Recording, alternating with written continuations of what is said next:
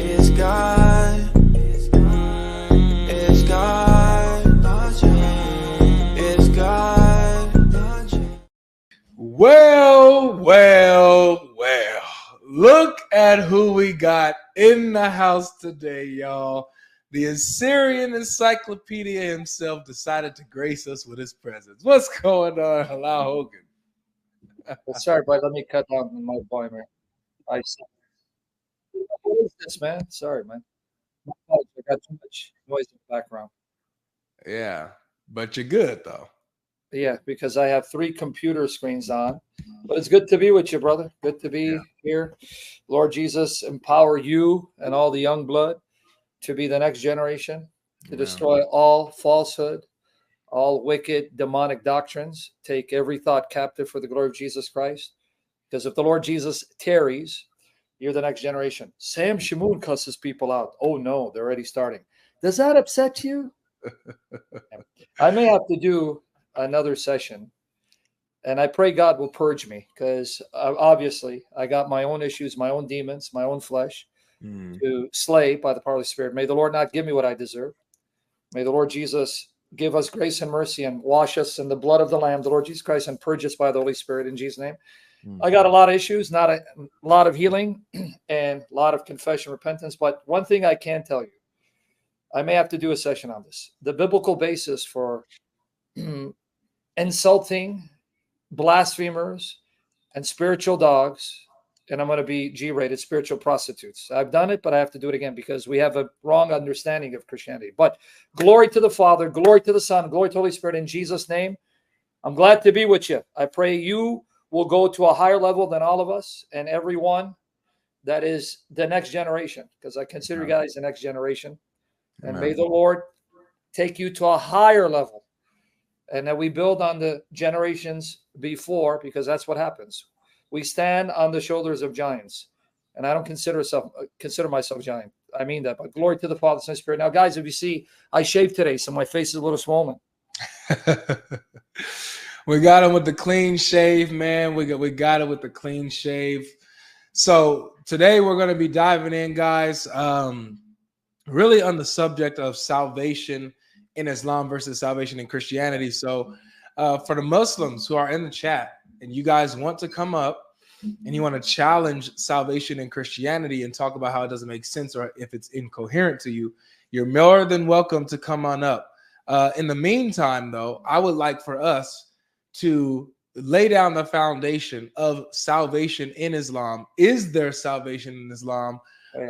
Did Muhammad know what Allah would do with him, or did he? Because it sounds like there may be a different view in the Quran. He says, I don't know what your Lord will do with me or you. But then we get some hadith that seem to show that Muhammad's pretty sure of not just himself, but who else will be going to heaven. And how did they respond to that? Like Abu Bakr and all these guys with the assurance from Muhammad, how did they respond still with his guarantee of going to paradise? So wherever you feel like starting with this, Sam, wherever you feel like. I want to say, Virginia, do yourself a favor. Stop obsessing over me, sister. It's about Jesus Christ, our God and Savior. It's about exposing Muhammad. We have this sister who's trying to get my attention. I'm not her type, brother. I'm already taken. I'm spoken for. I don't know if you guys know that. There's a young lady in my life. I can't give out her identity because I want the Lord Jesus to protect her. Virginia, you're not my type. I'm not interested. You exhibited Jezebel spirit. The Lord rein you in and convict you, repent. Your opinion of me doesn't matter. Take it easy, sister. We're here about Muhammad, and you're manifesting. Glory to the Father, Son, and Spirit. Now, in Jesus' almighty name, when you want to talk about Islam, and you want to talk about salvation Islam, the problem with Islam is, just like you have in Christianity, and I want to be very upfront and apparent and transparent and as honest as I possibly can be. So I ask the Holy Spirit to purge you and I in this purifying fire, destroy every form of idolatry, blasphemy from us, purge us of our flesh, forgive us for being weak, purify us in the blood of Jesus Christ, and give us the grace to recall every jot, tittle, portion of Scripture perfectly, accurately, and state the facts clearly, and destroy all error and sin in us, and the Spirit own us and our ministries, And the Lord Jesus increase in us and shine through us for the glory of the Father, the Son, and the Holy Spirit, in Jesus' almighty name. By the way, Revelation 22:13. I brought you back on my channel, brother. I know I was a little upset. And it was your video that got me a second strike. Revelation 22:13. You're back on my channel, brother. So you're back as a mod again. But did you know it was this brother's video that got me a second strike? Christians, if you're not aware why I haven't been streaming on YouTube, I got 2 strikes because Daniel Pikachu complained about a post where I called him out and I reminded people who his prophet is. So he got me a strike. That was my first strike, 7 days. I came back and I shared the video of Revelation 22:13 because I don't know if you're aware of this, brother. The Muslims are getting violent and high crime. Yeah. So he had a video where a Muslim headbutted someone, and it was Revelation 22:13's video. I put it up and I said, see, UK, this is what happens when you invite terrorists in. I got a second strike, brother. So now I'm banned for 2 weeks, and then I have 90 days to get those strikes removed, because within 90 days, if I get a third strike, I know the Muslims will be happy. My channel will be deleted. Yeah. My channel will be this. So Ishum Shikha, all of you, I'm now live streaming on Rumble. So just let you know, coming back to the issue, we have to be fair when we talk about Islam. I know Muslims will be shocked to hear it. One thing Avery and I are called to do, we're called to speak the truth, even if it hurts us and condemns us. May the Lord destroy the beams in our eyes and forgive me. May he not give me what I deserve. I really mean that. I need the Lord to have mercy on me. So because we serve the God of truth, we have to represent even our opponents accurately. Like Christianity and Judaism, Islam is not monolithic. You know this better than me. That's right. And I'm immensely impressed. I don't say this to say this. I'm immensely impressed with this brother, with Albie, the Syrian guy, Chris Claus. These are lines of the faith. May the Spirit fill them and continue to fill me to finish the race. So when you talk about Islam and salvation, you have to be specific. Which branch of Islam? You and I deal mostly with the largest branch of Islam, Sunni Islam. Yep. The Sunni sect. So there's about, they say roughly 85% of Muslims confess to be Sunni. However, that doesn't mean they know about Sunni Islam. Okay. Largest sect after that, second largest sect would be Shia Islam. And then you have all the variety of flavors of Muslims. Like even in Sunni Islam, you have the Salafis, which people like to call Wahhabis, Wahhabis. Muhammad ibn Abdul Wahhab. Among them, you have the Maturidis, Asharis, and they also differ. Then you have, within Salafi Islam, you have many permutations of Shia Islam, not Salafi Islam, Shia Islam. So I will be addressing Sunni Islam. So in Sunni Islam, you have the Quran and the Sunnah, but sadly, like you noted, if I follow the ahadith, if I go to Bukhari and Muslim, and if I go to all the major hadith collections accepted by Sunni Muslims, you're going to get contradictions galore. And by the way, I don't know if you noticed, he's your mod, Andrew Martin. He's a lion in destroying Islam. He has an excellent website documenting all the major contradictions of the Quran. He daily uploads posts to his channel exposing the major contradiction of the Quran. And believe it or not, he's still not a Christian, but he loves Christianity and loves Jesus. And he actually helps Christians to convert Muslims to Christ. So pray for him. Nice. He's one of those people who love Christianity and love the Christian faith, just like apostate prophet. And we pray for their full conversion and give their life to Jesus. It's like apostate prophet. And you know that apostate prophet's wife became a Christian, right? Yep. Sure. So with that long-winded introduction, if I go with the Quran, believe it or not, the Quran teaches, I'm going to shock some of you. It's going to be shocking. The Quran actually says that a person is saved because of the grace and mercy of Allah, not because of what they do. But then you got to explain what that means. For example, if you have a Quran browser, because you're the one who's going to screen share, right? Oh, we actually, you could save it. We actually have some guests here. Okay, bring them on. Yeah. So let's do this. We got Jonah. Looks like, Jonah, you're in the store. You sure you're available to talk? Just put a thumbs up if you're sure you're available to talk, man, because you're Revelation 22:13. Did you hear that? Your video got me a second strike, mister. Appreciate you, brother. I guess that's payback for what I did. Man, I suck. yeah. All right. It's because you're not as smooth as me, man. I keep telling you that. You gotta. But it's GodLogic. How you doing, Hey Jonah? guys, I'm doing well. How are you? Pretty good. Pretty good. You got an echo, You brother. got an echo, bro. Excuse me. I'm using my phone. Jonah. Are you on like a? Is he part of the Jonah brothers? Is that better? There we go. So you're a Muslim? Let's say that I've been studying Islam and I believe it to be the truth. So you're a Muslim? I want to be. With a name like Jonah. Yes. So that means you've been deceived, brother. But may God open your eyes. What's going on? Well, you want to talk about salvation in either Christianity or Islam, right? That's the topic. Yeah. Do you know much about Islam? How much you've studied Islam to be qualified to talk about it? I've read the Quran in its entirety and I read it daily, and I think that, yeah, I think I have. Okay. So what does the Quran teach about salvation if you read it daily? How much have you understood it? Salvation is, from my understanding, totally up to God. In Christianity, you say that belief in Christ is what saves you. Don't dodge the issue. You want to run to Christianity. You didn't even explain to us what it means totally up to your God. Allah. Excuse me, Mr. Hogan. You're right. Yeah. So explain what it means it's totally up to Allah, because you're going to end up affirming fatalism. This is what I want you to make your point, because I want to see how much you've studied this. According to my understanding, is everyone on Judgment Day is going to be weighed. Their deeds are going to be weighed, their good deeds and their evil deeds, and that will determine whether you're saved. You're incorrect. Your acts and your faith and your intent with those acts. You're incorrect, because you skipped the part that I mentioned. If you were listening, have you even read chapter 24, verse 21 of your Quran? Because you said everyone heard you. You've read it all the way through. You read it daily. That means you're without excuse not to know what 24:21 says of your Quran. I'm no scholar or imam, sir. But okay, let me ask you another 24 is the chapter of light, and 21 is, I'm not sure exactly what verse that is.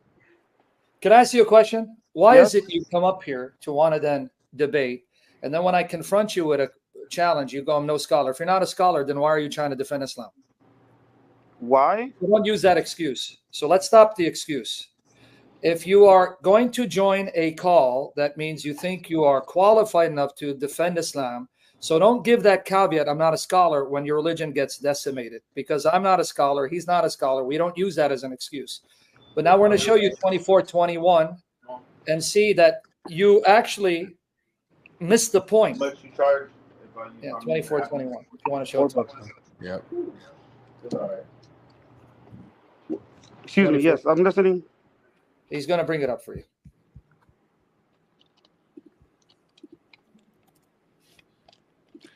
All right, it says here in chapter 24, verse 21. It says, O ye who believe, follow not the footsteps of the devil, unto whomsoever follows the footsteps of the devil, lo, he commands the filthiness and wrong. Had it not been for the grace of Allah and his mercy unto you, not one of you would ever have grown pure. Okay, define. I'm sorry. Finish the verse. I apologize. I didn't mean to cut you off. Go ahead. I'm sorry. It's all right. It's all right. But Allah causeth whom he wills to grow, and Allah is hearer and knower. Okay. Explain to me, in the context of the Quran, what does it mean, had it not been for the grace of Allah and his mercy unto you, not one of you would ever have grown pure, but Allah causeth whom he will to grow. Do you understand what that means? Yes, it means that God alone is the one who decides who enters heaven, who becomes pure. Good. And how does he do that? Because you just affirmed Islamic predestination, which you didn't want to mention in the beginning. So how does he do that? How does he decide? What's the basis? The basis is the basis of his decision would be the soundness of the heart when somebody meets, when No. somebody stands before God on Judgment Day. No, you're wrong. No. It's based on predestination, qadr, taqdir. Do you know what qadr and taqdir are? Can you repeat that? I'm sorry. No, you're wrong there. Qadr and taqdir. Do you know what qadr is? I do not. Do you know what taqdir is? No, sir. It's the 6th article of faith according to Sunni Islam. It's the belief of predestination. So you're mistaken again. And I just gave Avery my article. What? The Quran and the Sunnah teaches that Allah has already determined beforehand whom he will create to go to paradise and whom he will create to go to hell. This is Sunni Islam. So you're mistaken. Now, if you have the article, you can open it so he doesn't think I'm exaggerating. So either you don't know this or you knew this. So did you know this?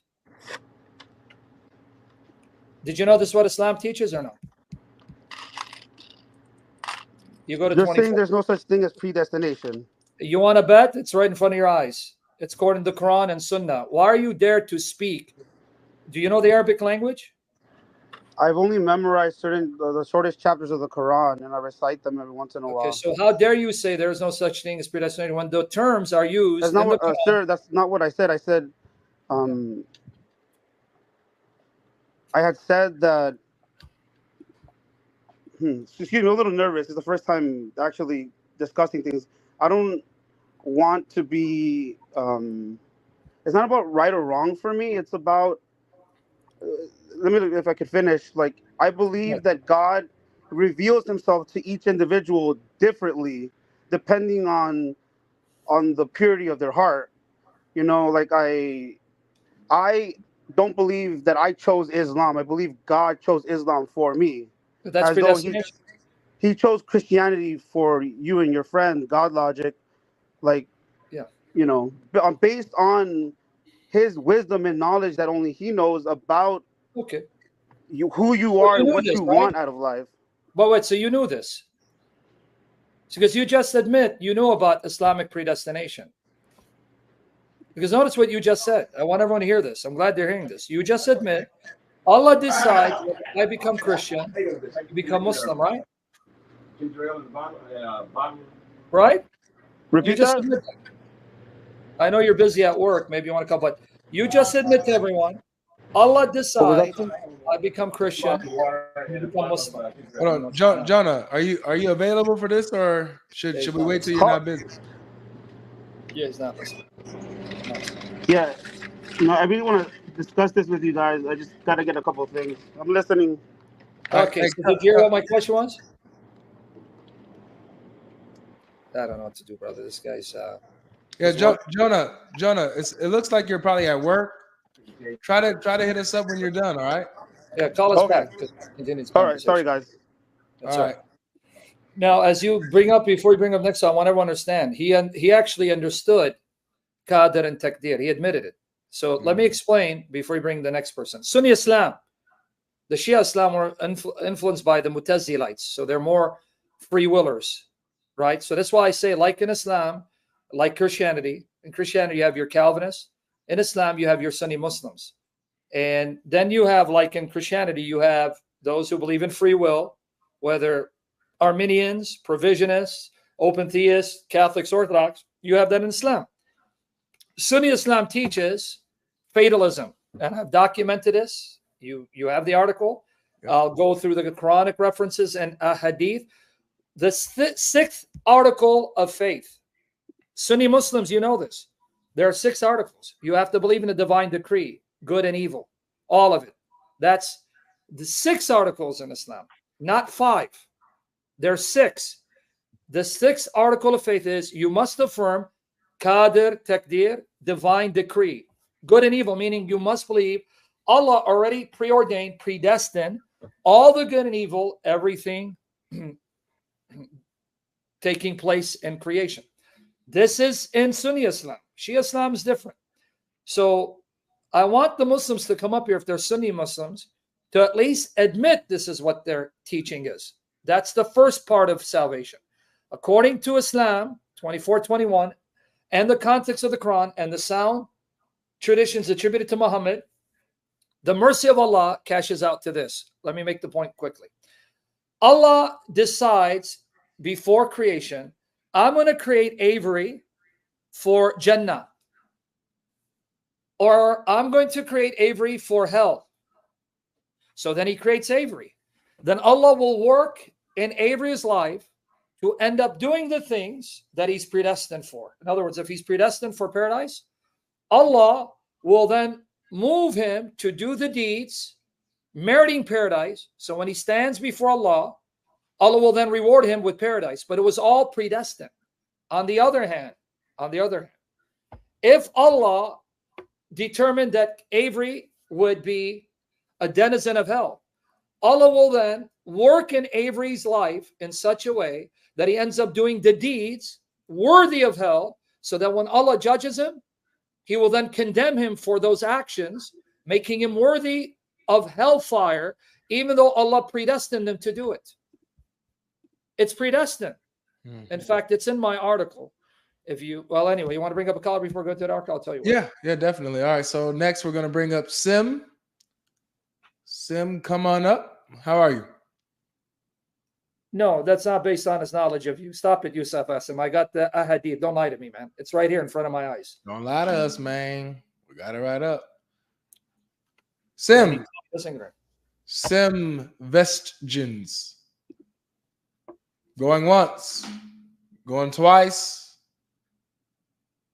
All right. Sim's not here. Let's see. Eskev. Ramon. Hey, assalamu alaikum, guys. How are you doing? Pretty good. How are you? Yeah, not bad, not bad. All right, good. Eskev, can I ask you a question? Yeah, sure. You're told in your sunnah you are not to greet the kuffar first by saying salam alaikum. So why did you do that? Where does it say that? You want me to show you? Okay, I'm glad you said that. Okay, hold on. Let me get it for you. Where is it? And if I show you, are you going to ask Allah to forgive you? No, I'll just reject it. Okay, good. Let me get it from. Hold on, brother. So now, as I bring up, I believe you when you say it does exist. It might be in Sahih Bukhari or maybe in a Shia source as a Sahih hadith. It might even be Sahih, but I'll just reject it. Okay, well, I'll get it for you. Hold on. But now, I get the hadith for you. Go ahead. I'm going to find it for you because I got to get it for you. Well, we're talking about salvation Islam. Did you hear what I said about what I call it? About salvation in Islam? Did you hear what I said? Yeah, so how do we define salvation? Going to paradise. Okay, so just briefly repeat, just for my sake, I might have not caught all of it.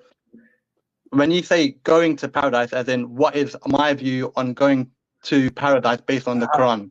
How does one get there? Do you get there by, is it your actions and your deeds that get you there? Is it the mercy of Allah alone that gets you there? Do you know for sure? Like, do you have assurance of this? Got it. Yeah. You know? Yeah.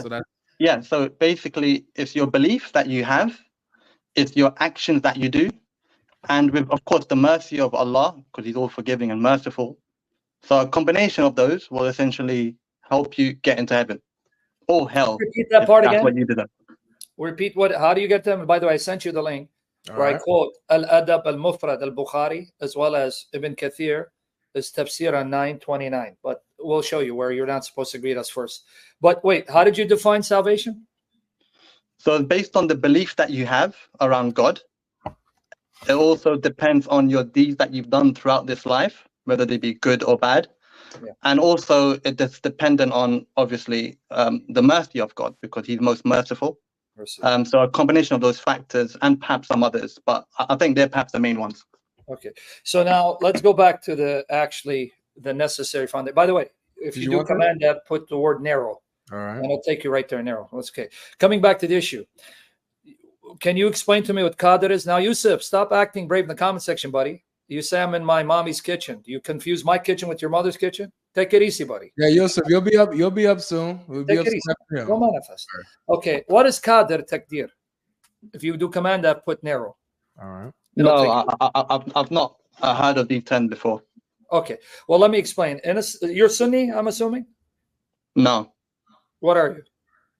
I don't follow a school of thought because the Quran makes it clear that we shouldn't divide into sects. So I don't identify as a particular sect myself. So then But you just agree to that just okay, to play well, it fair, I used to be Shia, but then after reading the Quran, I then no longer identify as a Shia per se because the Quran says not to. If that makes sense. okay.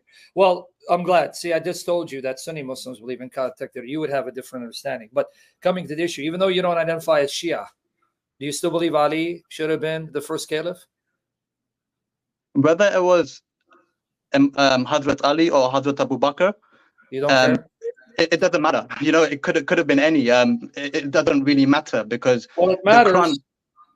Let me tell you why it matters. Because the exegesis of the Quran, if I give you Ibn Kathir, and if I give you Al-Bukhari, a Muslim, then you're going to be Shia on me and say, well, I don't accept these. So this is why it matters. No, sorry. Let me just clarify what I meant by that.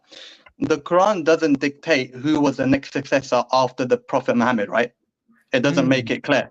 So as far as I'm concerned, who it was, it doesn't matter to me because it's not on the test. You sure you want to use that argument? Sorry? You sure you want to use that argument? Because the Quran doesn't even tell you the context of the Quran. Can you show me in the Quran where the Quran says how many surahs Allah has made as part of the Quran and how many ayat each surah has? Does the Quran mention that? Does the Quran mention how many surahs and ayat it got? Yeah, because when you read the Quran, you have 114 surahs, right? Yeah, correct. Okay, where does the Quran say that Allah revealed 114 surahs? By the way, Trinity disbeliever, he's one of those trolls that manifests. He blasphemes and he cusses people out, so be careful of him. Okay. So just my question to you is, where does the Quran tell you what the Quran is? Because you said the Quran doesn't mention the successor Muhammad, but the Quran doesn't even mention Muhammad's wife by name or his mother or what year Muhammad was born. Where does the Quran say the year that Muhammad was born or where he began his prophethood? The Quran doesn't dictate those terms. No, it doesn't. That's my point. So you got to go outside the Quran to answer these questions. But if I go to Bukhari and Muslim, you may say, well, I don't accept them, so you're going to be Shia on me again. So if I quote Bukhari and Muslim, you're going to accept? No, so this is my thing, right? If you're quoting Bukhari and Muslim or Ibn Kathir, like if the Quran doesn't mention those topics, to me, I don't really care what the answer is, right? So I guess what I'm trying to say is, let's assume somebody believes, you know, Hazrat Ali was the Caliph or Abu Bakr or Hazrat Abu Bakr. I'll just be like, well, okay, I don't care. You can see it's not relevant to me because sorry, one second. Why don't you care? Because you can't tell me how Islam was spread or compiled if you don't go outside the Quran. So who compiled the Quran and codified 114 surahs? Okay, so we're not asking who compiled the Quran, and that's the question, right? Yes, we are asking because you're telling me what the Quran says, but that begs the question. That assumes you know what the Quran is. How do you know what the Quran is? The Quran is the word of God, right?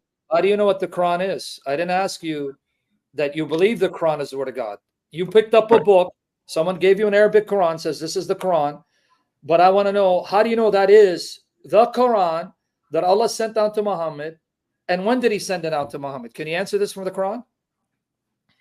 From the Quran, no. Okay, so this is, again, let's get back to the first point.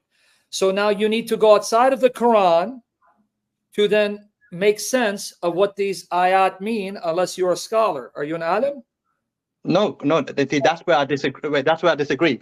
The Quran is a guide for all of mankind, right? You sure? So, let me just finish, right? So the Quran is a book for all of mankind. So it was revealed 1400 years ago. How do you know? How do you know? Again, you just beg the question. How do you know it's 1400 years ago? Because we have clear, essentially, hadith from the Prophet. Thank you. Ding, ding, ding, ding, ding, ding, ding, ding.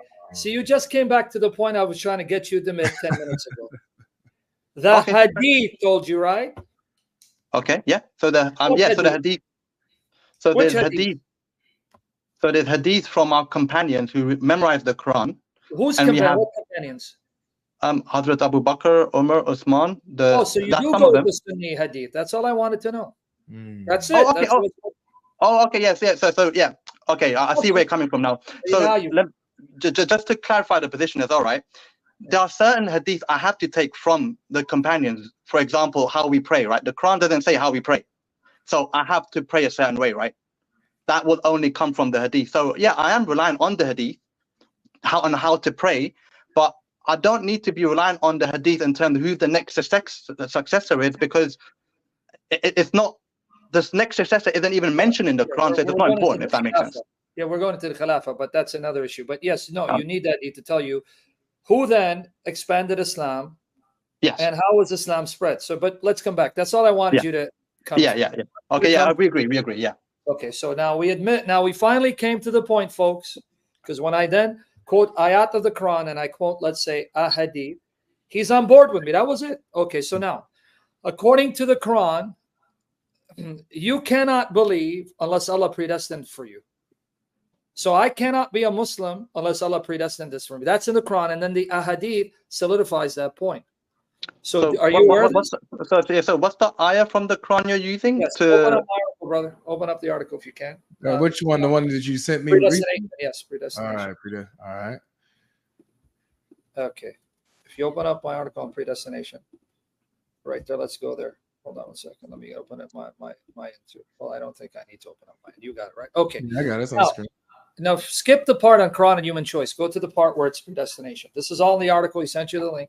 Right there. Yeah, Quran, go up real quickly. But this is, why not just give an ayah from the Quran that supports the claim? That's right? We're going to the paper. Stuck for Allah. That's in the article. Can you be? I'm showing you from the article. Go up a little more, brother. Go up a little more. Okay. Yeah, up. You're going down. That's down for me. Up, this is it's down for you. 421. Okay, let's start with this ayah. It's on the screen. Okay, O believers, follow not the steps of Satan. For whosoever follows the steps of Satan, assuredly he bids to indecency and dishonor, but for Allah's bounty to you and his mercy, none of you would have been pure ever. But Allah purifies whom he will.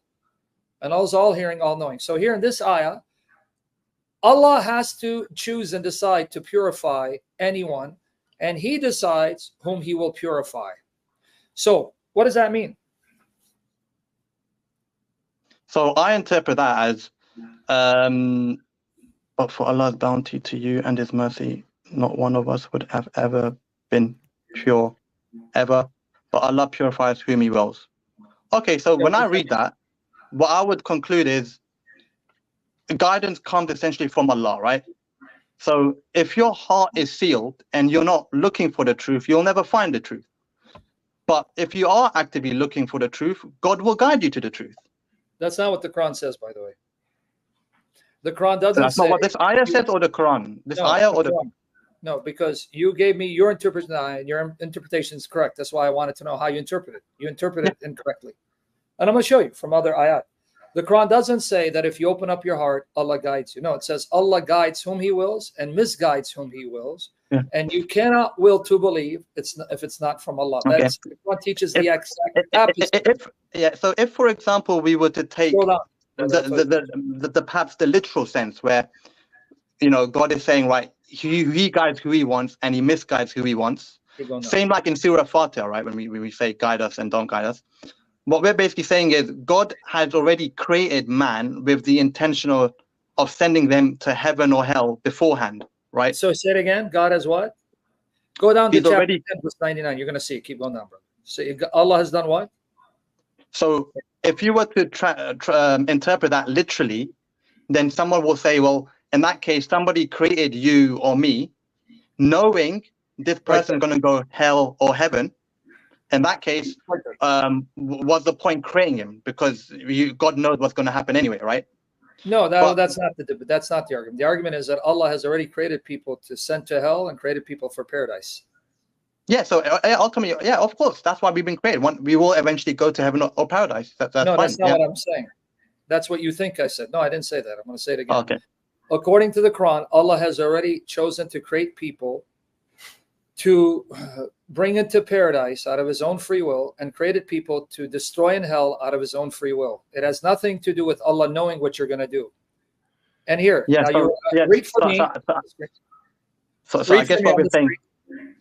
So go ahead. Talk over me because I want you to read the ayat. Read chapter 10, verse 99, 100. It's right there. Diehard Catholic, I hope you burn because of it. If it pisses you off, Cumbria. Read 10, 99, 100. Okay. And if thy Lord willed, all who are in the earth would have believed together. Wouldst thou, Muhammad, compel men until they are believers? Now, before you move on, Read it carefully, because right there is the answer. If Allah had willed, all mankind would have believed in Islam. So now read it again. I don't want you to just read it without understanding. Reread it again for me. Yeah, so, and if thy Lord willed, all who are in the earth would have believed together. Right? Yep. So just on that sentence there, before I go any further, if Allah willed, everyone would have believed together. Yeah. I mean, if So Allah willed, if Allah wants everyone to be saved, why didn't he will that for us? he does want us all to go heaven. No, that's not what it says. No, read. Don't stop. Read. You're distorting the passage in front of you. It's right there. No, read. Carry on reading the next ayah, yeah? No, the same one. The same one. Just finish it. Just same ayah. Okay. Wouldst thou, Muhammad, compel men until they are believers? It is not for any soul to believe, save by the permission of Allah. That just refuted your argument. It just refuted what you just said. You tried to make it say something that it didn't say. It said the opposite of what you said. Allah does not want everyone to believe. It's right there. It is not for any soul to believe, save by the permission of Allah. Yep.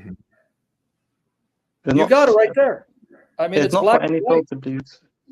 Yeah, I think we're both reading the same thing, but I don't. If I go to the hadith, it's going to be janaza. I haven't even gone to Muhammad's explanation. I'm just reading the ayat of the Quran. Because when I read Sahih Bukhari, Sahih Muslim, you're going to end up becoming Shia again. You're going to reject them. So that's why I'm saying with the ayat. Did you see what it said? It said, if thy Lord willed, everyone on earth would have believed. But it is not Allah's will, because it then goes on to say to Muhammad, he's rebuking Muhammad. Would you, Muhammad, compel men to believe? It is not for anyone to believe, save by the permission of Allah. You can't make people believe if Allah doesn't permit it.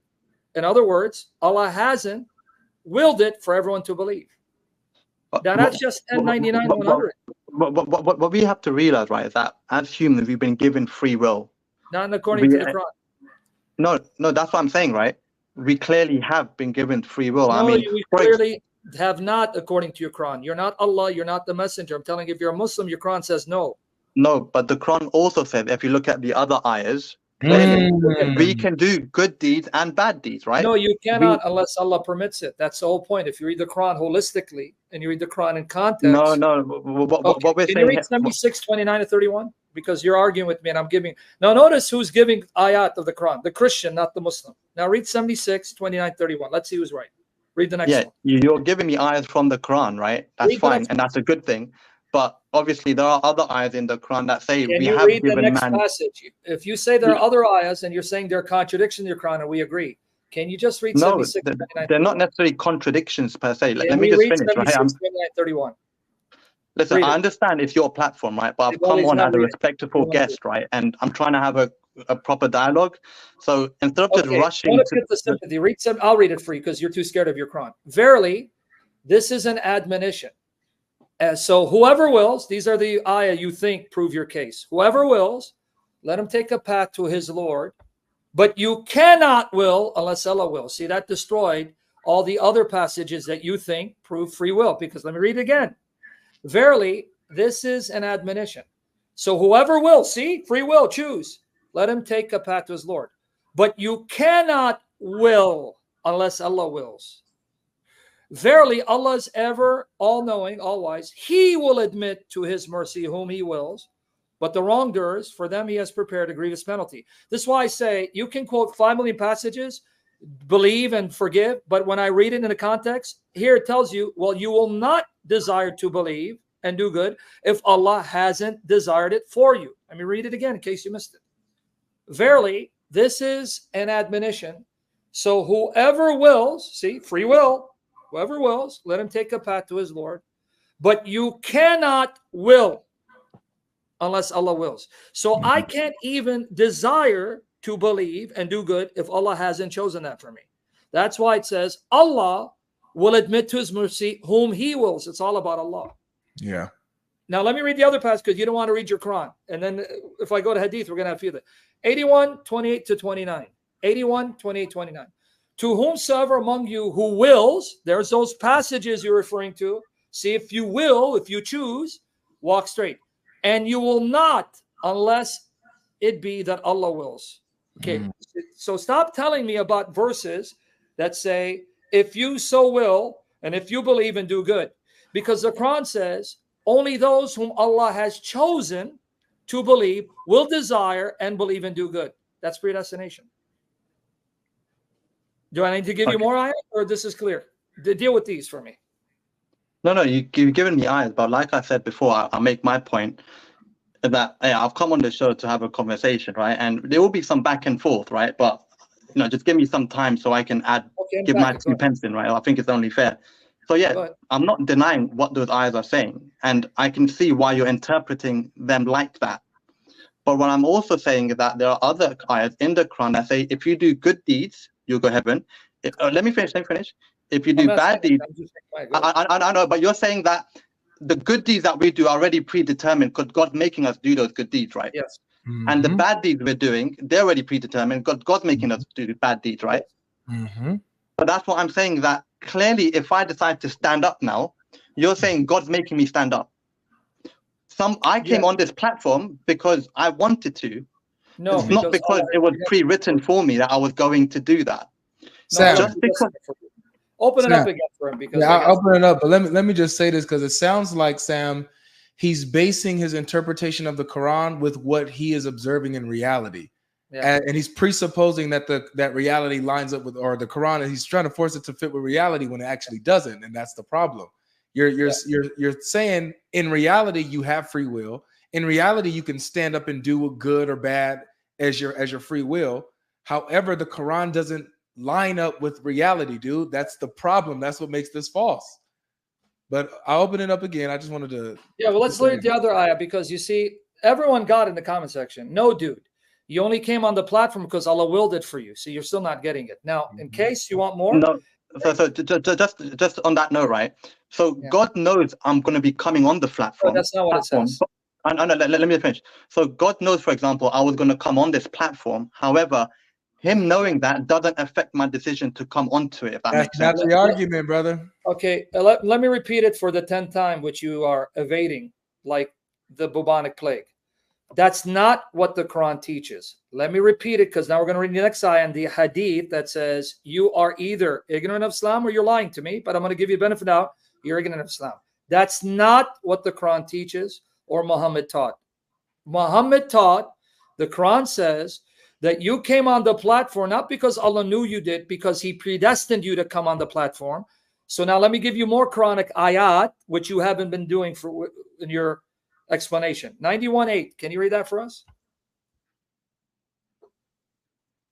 91. By a soul and him who balanced it and breathed into it its wickedness and its piety. Who breathed the wickedness into your soul? Our soul and who balanced it and he breathed in. How do we? Oh, it must have been, I think, God, but without the ayahs before and after, I don't want to, I don't want to. No, you don't need to. The hadith is there. Muhammad's going to use this to prove predestination. So that next hadith. No, but that's the thing. I don't want to use the hadith. See, because guys, what did I just say? Yeah. Guys, didn't he just, you just buried yourself, destroyed your religion. What did I say you're going to do? Avery, you got this recorded, right? Yeah. Listen, what I said, you're going to do? Listen, I only, listen, there's nothing wrong with using hadith. Hadith is fine. So let's read this hadith. Get it for me. Listen, but if you're using hadith from the Prophet where it goes against the clear aql, I can choose to reject it. It doesn't have to be.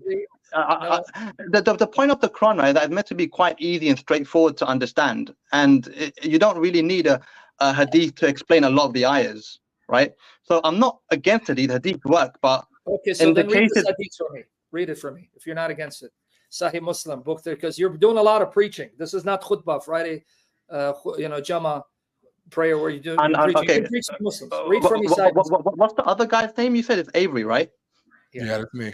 I've seen some of your shows before, and I thought they were quite interesting, which is why I thought I'd come on and have a discussion. But I feel like since I've come on, I've just been being buoyed off continuously, and it's just not a good. Aren't you the guy that was on some earlier show? Because he put the comment where you were Shia earlier today, but then you changed your sect later. So let's not appeal to sympathy, buddy. You want to read the hadith or no?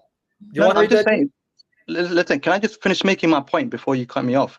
The reason I've come on, because I thought, I've looked at some of your other platform and they're quite interesting. So I thought I'd come on and have a good discussion. But I don't expect to be disrespected in this manner. It's just not nice. Okay. And Cry me a river. You, man. Cry me a river, buddy. So for that reason, I'd just rather just get taken off the stage. So I might join you again, Avery, at another point when maybe this guy isn't there. Salam alaikum. I'll greet you. Salam alaikum, brother. Yeah, no worries, man. I'm gonna be real with you. This is the most patient that we have seen Sam in a very long time. I'm proud of you, man. I'm proud. I'm trying to be more patient for your sake, but I let him preach. I say, read the hadith. He's scared to read his hadith. But you did what I said. But anyway, I will greet you. Oh, by the way, show him. But he's going to reject this, by the way. It's Ibn Kathir and Bukhari. Guys, did he not do what I said he's going to do? He did exactly what you said he was going to do, Sam. Now you got more articles for your... Oh, this is excellent. This is oh my goodness, the gem. I wrote this in response to Bassam Zadawi about over 10 years ago. Yeah. When he was trying to deny that Islam teaches predestination. I said, what do you think I'm stupid? And remember, Bassam Zawadi is a Salafi Muslim. Now, you want to see how bad it is, Avery? You want me to read that hadith that you have? Yeah. Let's read the hadith. Yeah. Okay, let's read it. Guys, look how bad it is. This is Muhammad's explanation of 91 verse 8. It's on the screen right there, Sahih Muslim. Now, sadly, the URL is defunct because this is an old article, but you can still find it on sunnah.com. So let's read it. Abu Aswad reported that Imran bin Hussein asked him. Now, watch here. Sunnis, be ready. I'm quoting your hadith. And the guy was crying that I'm brave in my mommy's kitchen. Send me your location. Let's see who's going to be brave. Anyway, Abu Aswad reported that Imran, because they're brave beyond the screen when they don't show their face. They're showing our face. We're out there in public. Now, Abu Aswad reported that Imran bin Hussein asked him. Now, notice, Imran bin Hussein asked him. Okay, asked him. Look at the question. What is your view? What do people do today in the world and strive for? Is it something decreed for them or preordained for them, predestination, or will their fate in the after be determined by the fact that their prophets brought them teaching which they did not act upon? Free will. Now, notice what he's asking. Yeah. Hey, Abu Aswad, father of the black. I don't know if you know that, father of black. Al-Aswad means like, Al-Hajar. Yeah. The black stone, this is Father Black. He goes, hey, Father Black. I don't know why the hell he's called Father Black. I don't know. Maybe is he black? Is that what it is? Okay. Hey, Father Black, what do you say? Is our salvation dependent on Allah predetermining our fate? Or is it based on when the revelation comes to us and whether we act upon it or not? In other words, is it predestination free will, right? Yep. Look at what the Father Black said. Of course, it is something which is predetermined for them and preordained for them. Now, Imran bin Hussein is now going to ask him the question this guy was asking me. Remember? Yeah. Our Aql says that wouldn't be right. Look, to set him up, to test him.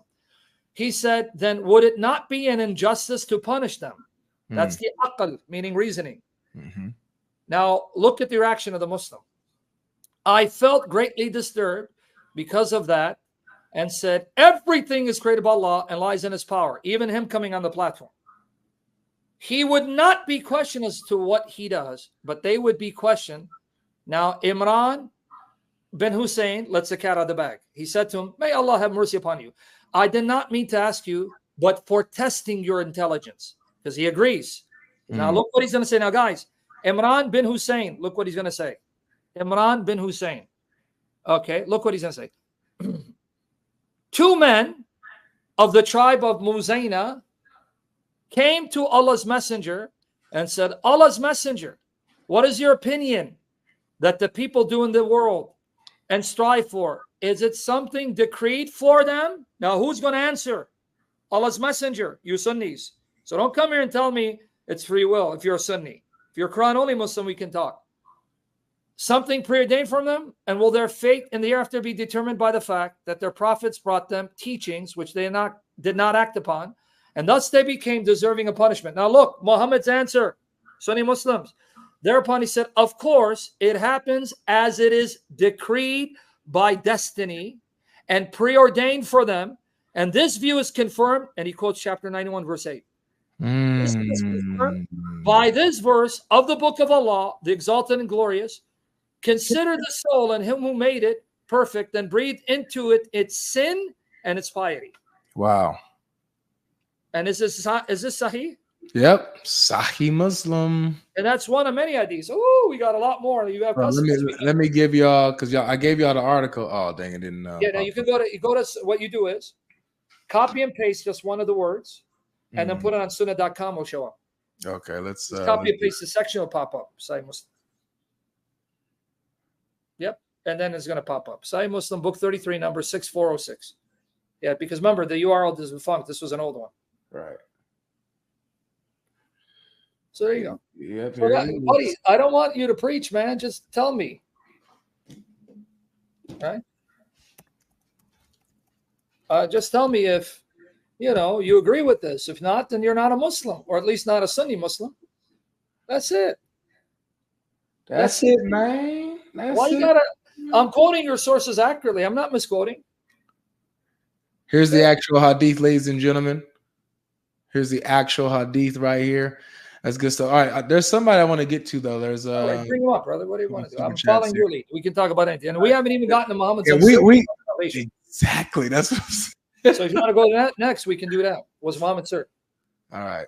So we got a couple super chats here. So we got Timmer, who says, "God bless Avery and Sam and their loved ones abundantly in this and the afterlife." Praise the Lord, man. Thank you so much for. Jesus, may hear your prayers, and may the Lord forgive us, purify us, and seal us, and fill us with the Spirit. Amen. Now we also got Grayson Brock, who says, "Hey, GodLogic, I would like to speak with you in the future, not today. First, going to prepare what I would like to ask your advice on. I have lost my faith in Jesus, and Islam is helping me." Grayson.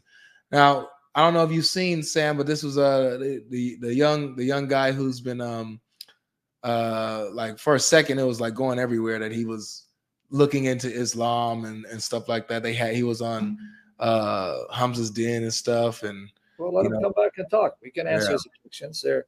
If you lost your faith in Jesus, then definitely you're going to have no hope in Muhammad. Yeah, absolutely. So yeah, definitely welcome to come on, Grayson.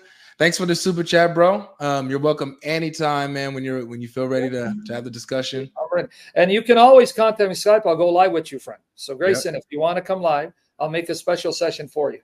Yep. Perfect. All right, just a few more. Sam and Logic, love you guys. I've watched most of your videos. I've always learned something. Thank you guys. Y'all 434 that like button. That's right, y'all. Make sure y'all 434 the like button. We got 2,400 people watching. So let's make sure the likes hit match the viewership, man. Do not secretly out yourself as a stone kisser. I'm 48 years old. I'm a 48-year-old bloke, a Christian for 32 years. But when I grow up in the faith, I'd like to grow up to be like Sam. I'm older than you, buddy. I'm going to be 52. All right. So Avery, please reach out to Grayson when you get a chance, and I pray the Lord anoints your words to sharpen this man's faith in Christ. Yeah. Isham Shikha, you're one of the mods. Give him my Skype. Grayson, she's going to give you my Skype. She doesn't know it. Contact me. I'll go live with you anytime, brother. Your biggest mistake is following Muhammad. Biggest mistake. Yep. All right, we got one more. Hi, Sam. I'm from the same area as you, and my mom is related to you. We are Assyrian. Brother, War, contact me on Skype if you're related to me. Contact me on Skype, War. I'll put it in the chat, but someone's going to have to show it. But anyway, yeah, contact me, brother. Here it is. Here's my Skype, guys. Skype, I want to put it here. All right, but anyway. Awesome. Let me know it's you. All right, so let's get back to this now. So I'm going to bring up Sheikh or Sheik. Are you who I think you are, man? Oh, what's up, man? Oh, what's up? It's okay. No, you're not. I thought you were somebody else. My bad. Welcome, though. No, I've been here like 2 times already. I just got questions, actually. Okay. Yeah. So I was reading one of Sam's articles on Islamic Dilemma. Yeah, I was reading the one where he was debating Zawadi, I think. Sam Sam? Zawadi, yes. Yeah.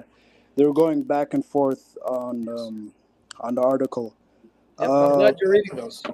Glad you. Yeah, I just went in depth on the Islamic dilemma because like some Muslims just tell me don't look at it. It's like they say it's the worst argument of all time, but I'm looking more into it. Yeah. So You're still a Muslim, by the way, right? Yeah, I'm still a Muslim. Yeah. All right, go ahead. Let me go off camera for a second because I got to go put up the air. So go ahead. I'm listening. All right. Sam's running. It's even better because I'm ugly. Yeah. So I actually went on TikTok and I was asking a Muslim some question. Turns out he had a debate with someone you guys know, but he told me that scholars like Al-Bukhari, Al-Razi all believe that the Torah was corrupted by interpretation. Corrupted? Yeah, by interpretation, but Yes. textually it's not corrupted. And no, he's actually right. Yeah. So he told me that books of the Old Testament, such as Jeremiah, Isaiah, like all the Old Testament, he said it was preserved, and that's what the Quran is actually talking about. Who told you this? It was some Muslim. I think he was on a different account. I recognize his voice, but he was on a different account, so I can't really assume who he was. He had a debate recently. I don't know who he was. He was very honest, man. Very honest. Well, he told me not to record it for some reason. I don't know why. That's why. Yeah. That's why. Because what he's saying is detrimental. It's detrimental, man. When he acknowledges that these scholars affirm the preservation of the text of the scriptures, it's over. Yeah. It's detrimental. But go ahead, continue, bro. But do you know where he got it from? I have the article. I published it. You know he's quoting? I showed him the article. Like I showed him that Ibn Qayyim al-Jawziyah, whatever. Exactly. So he admitted it's true, right? Yeah, he admitted it was true. It was at 3 a.m. and there was like 50 people in there, so like nobody recorded it, or no, like there was no footage of it.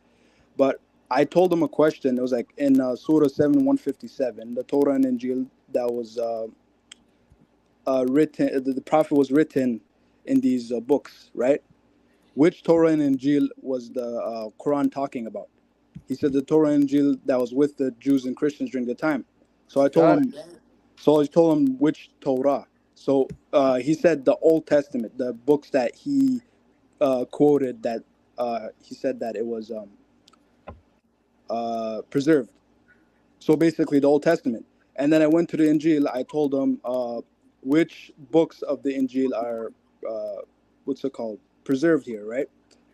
He didn't want to say it was Matthew, Luke, John, Luke, Matthew. He didn't want to say that. And then I told him the Quran quotes the book of Mark, right? He said, yeah, but there's some hidden elements in it. But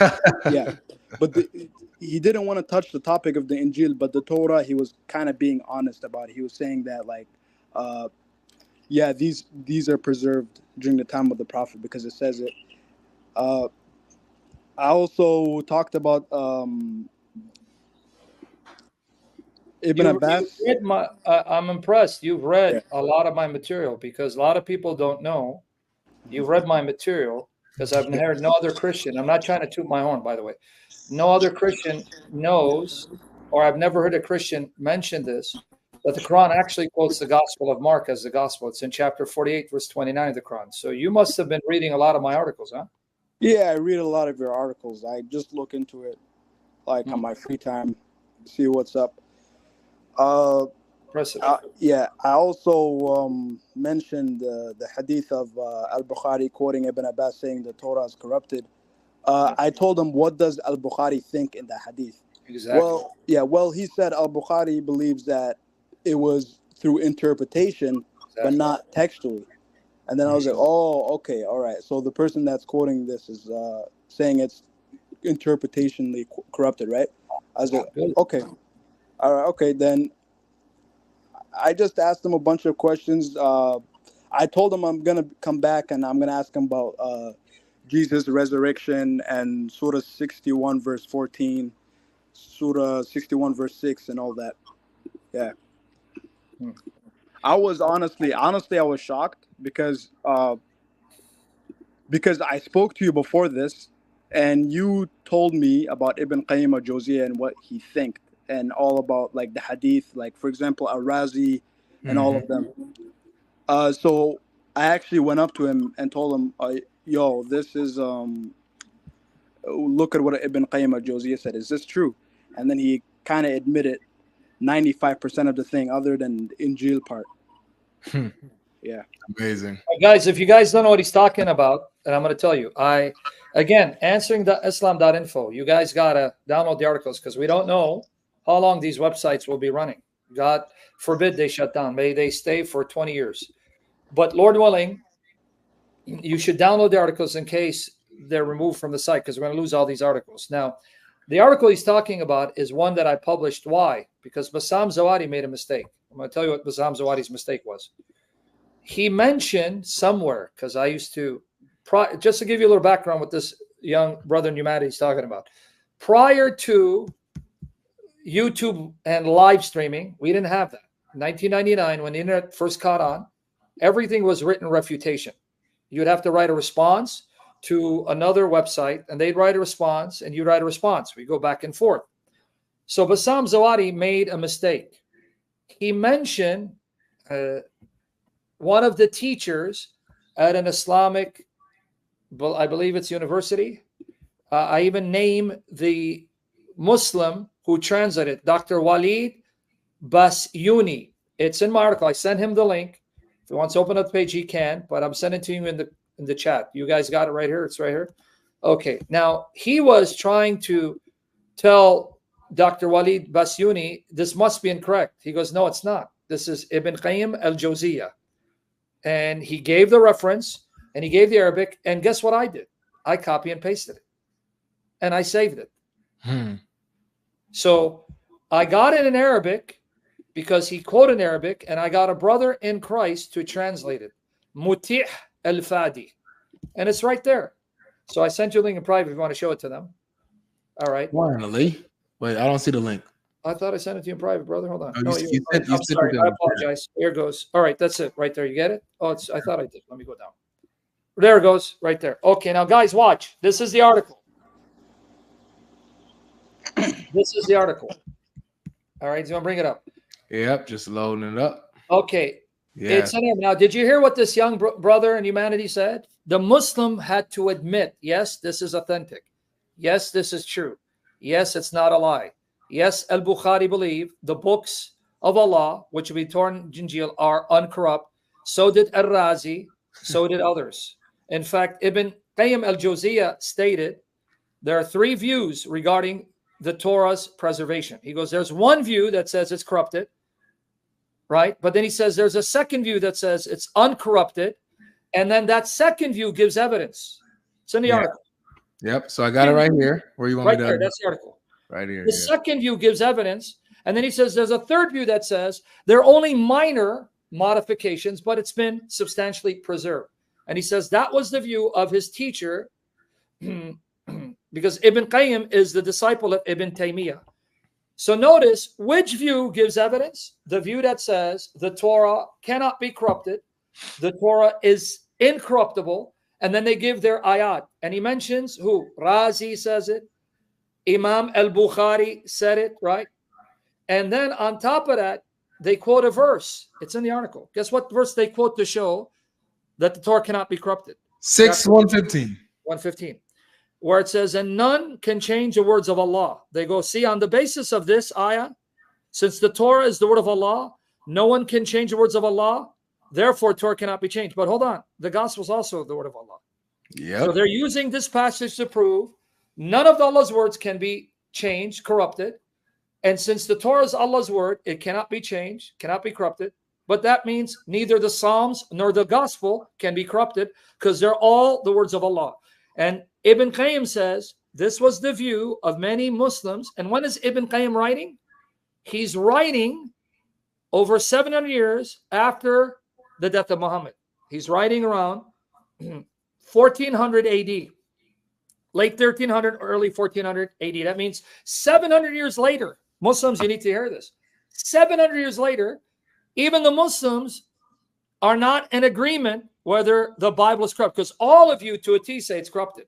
Ibn Qayyim is admitting, no, at his time, over 7 years after Muhammad's death, there are many Muslims say, no, Torah cannot be corrupted because it's the words of Allah, and all those words cannot be changed. So thank you, Bassam Zawadi, because Bassam Zawadi, had he not mentioned it, I would not have found it, and I would not have preserved it. Yeah, it's amazing. So there you go.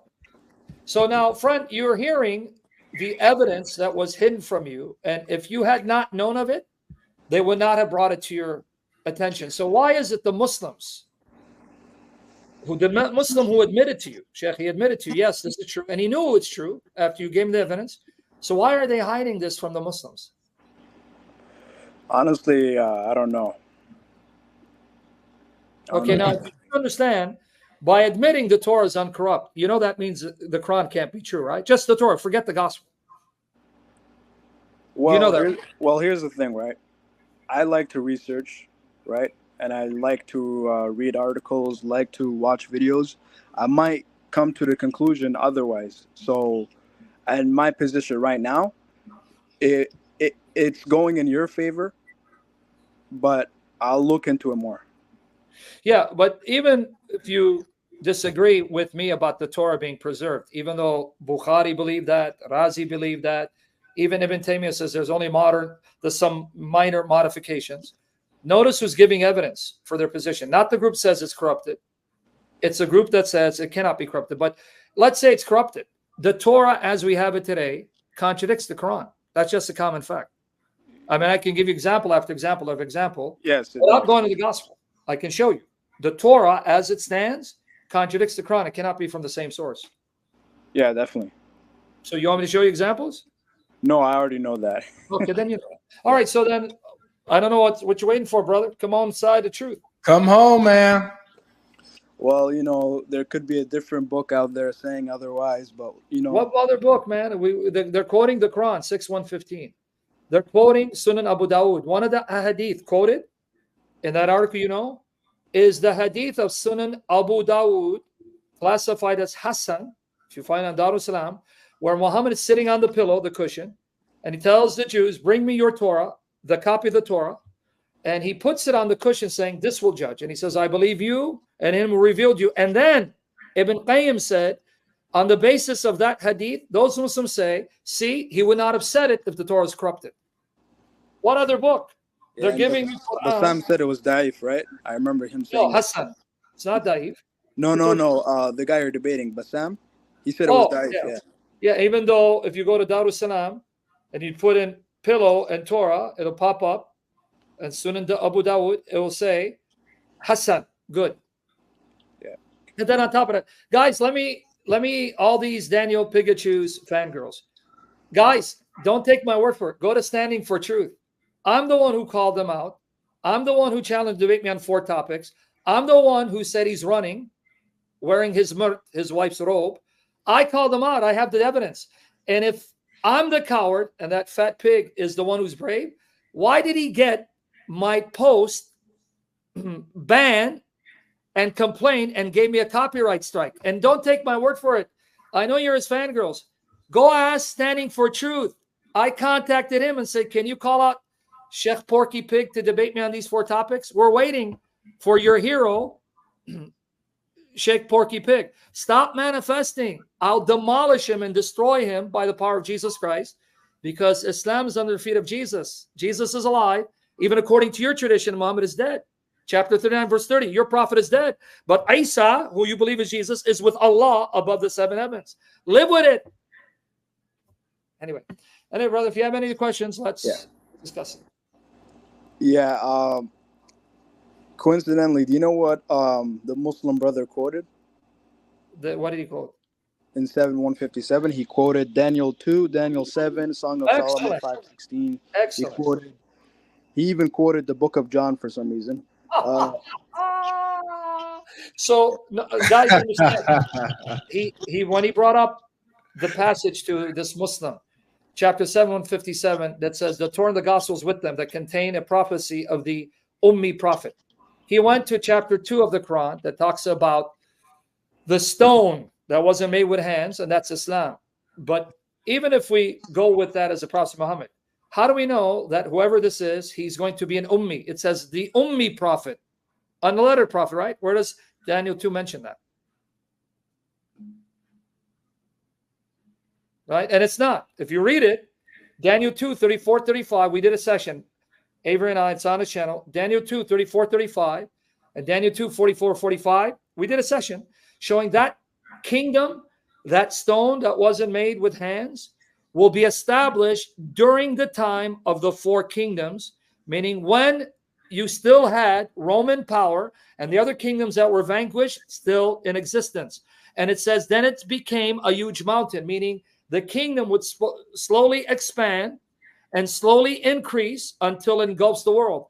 And when did Jesus show up? He showed up in the 1st century during the 4th kingdom, the Roman Empire. And he says, the kingdom of God is at hand. And from that time on, his kingdom has been expanding, eventually will engulf the world. And even the rabbis say that's about the kingdom of the Messiah. Right? Now, do they want to use Daniel? Because if they want to use Daniel, do they agree there's a man, Daniel 7, 13 and 14, there's a man who will rule forever and who will be given ibadah? You know the prophecy, Daniel 7, 13 and 14, the Son of Man, one like a Son of Man, rides the clouds of heaven. You know that prophecy, right? Yeah, I know the prophecy. But the thing is, it's never been debated on YouTube anywhere. I've actually responded to some Jewish attempts. And if Muslims want to debate me on it, I'd love to, because they'll say, well, it means Israel collectively. That's a lie. The oldest interpretation of the one like Son of Man, the oldest interpretation. I know. I know Central Dawa likes to use as Daniel's 2 or Daniel 7. Daniel 7. So wait, Central Dawa commits shirk, huh? He sure does. So because I want you to explain to me, how is it? Because it says all nations, all language, all tribes will serve him.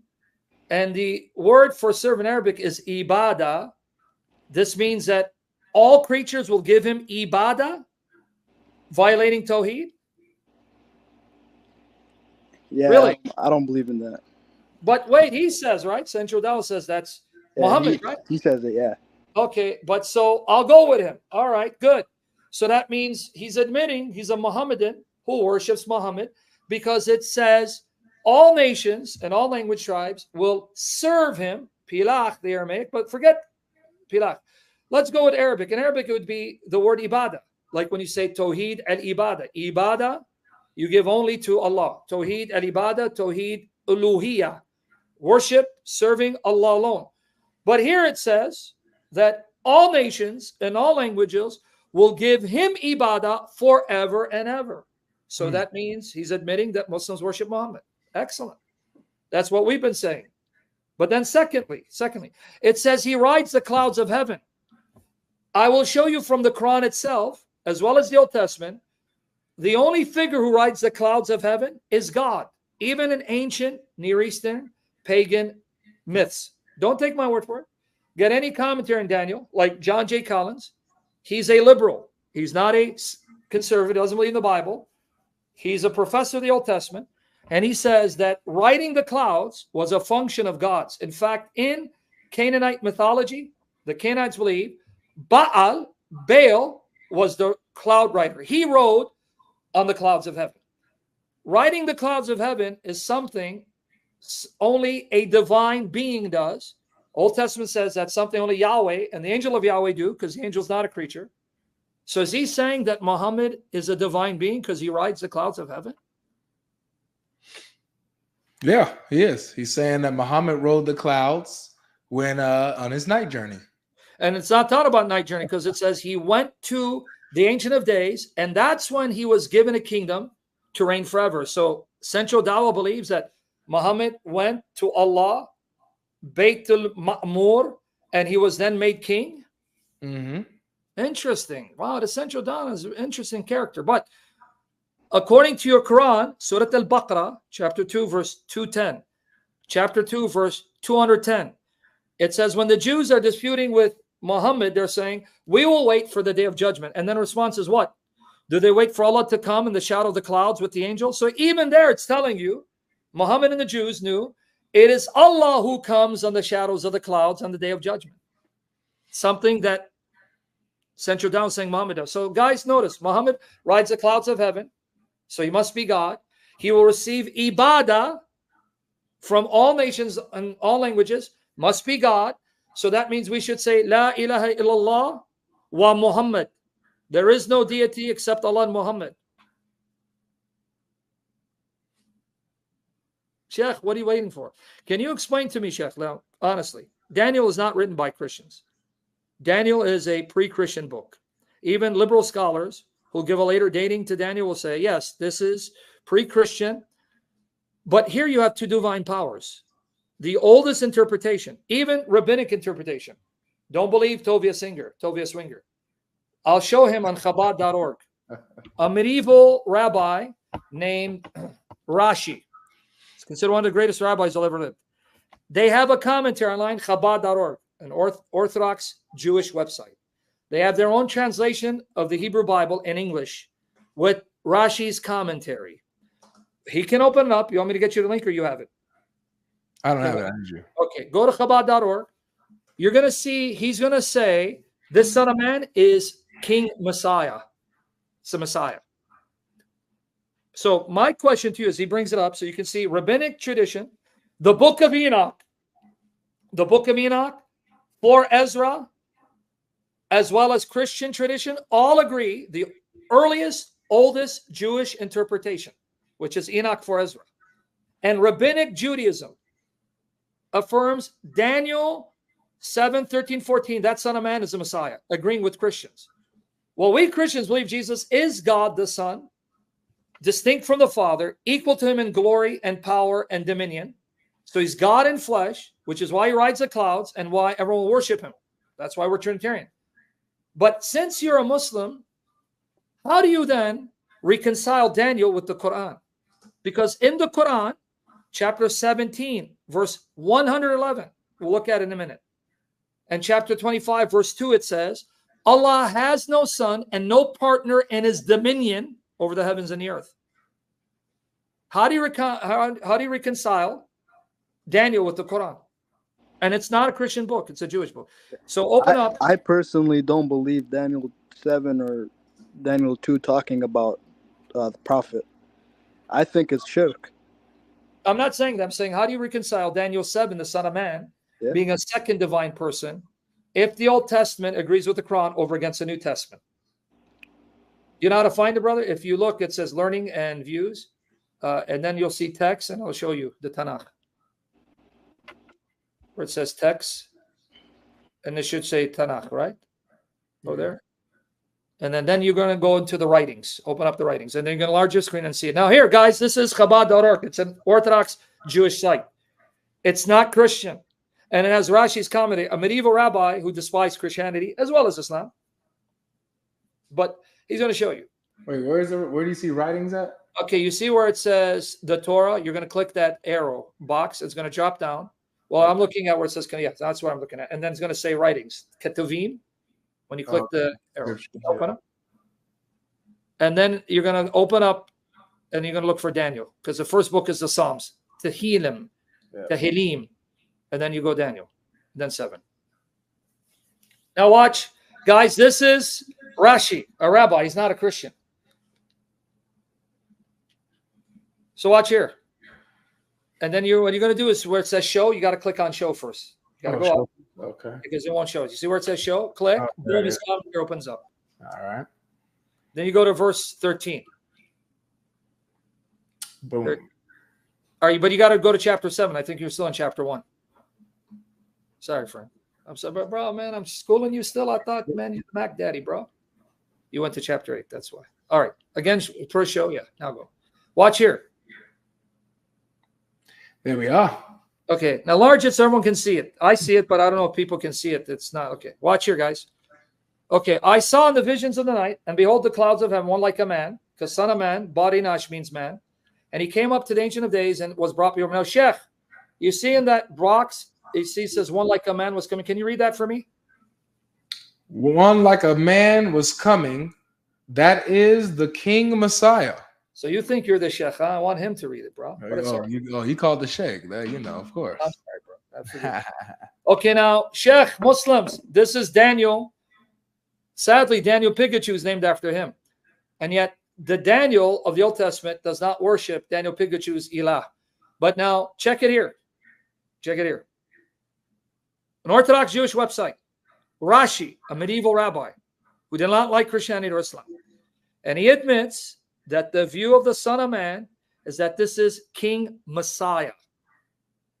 That's what we've been saying for years, that the Son of Man is the Messiah and happens to be Jesus. Now, Sheikh, here's a dilemma for you. The Jews don't accept Jesus as the Messiah. They don't think the Messiah has come. But the Jews agree with the Christians. Messiah is the Son of Man who rides the clouds of heaven, who reigns forever as king, and whom all will worship. All languages, all peoples, including the Arabs. But you agree with us, Messiah is Jesus. So aren't you worshiping him? Because that's what Daniel said you got to do. Otherwise, you suffer the consequences. So aren't you worshiping him? Wait, so why don't Jewish people believe in him? Not all Jews reject him. The Jews who don't believe Jesus is the Messiah, like Tovia Singer, they say Jesus is not Messiah, but they agree Messiah is the king who rules forever and everyone must worship. So do you agree the Messiah has come? Oh, You that's got tough. it. Yes, you're a That's Muslim, tough. man. Yeah. Is that Messiah Jesus? Well, Jesus is the Messiah, yeah. According to Daniel, that Messiah is your king and he is your God whom you must worship. So how come you're not worshiping Jesus, the Messiah?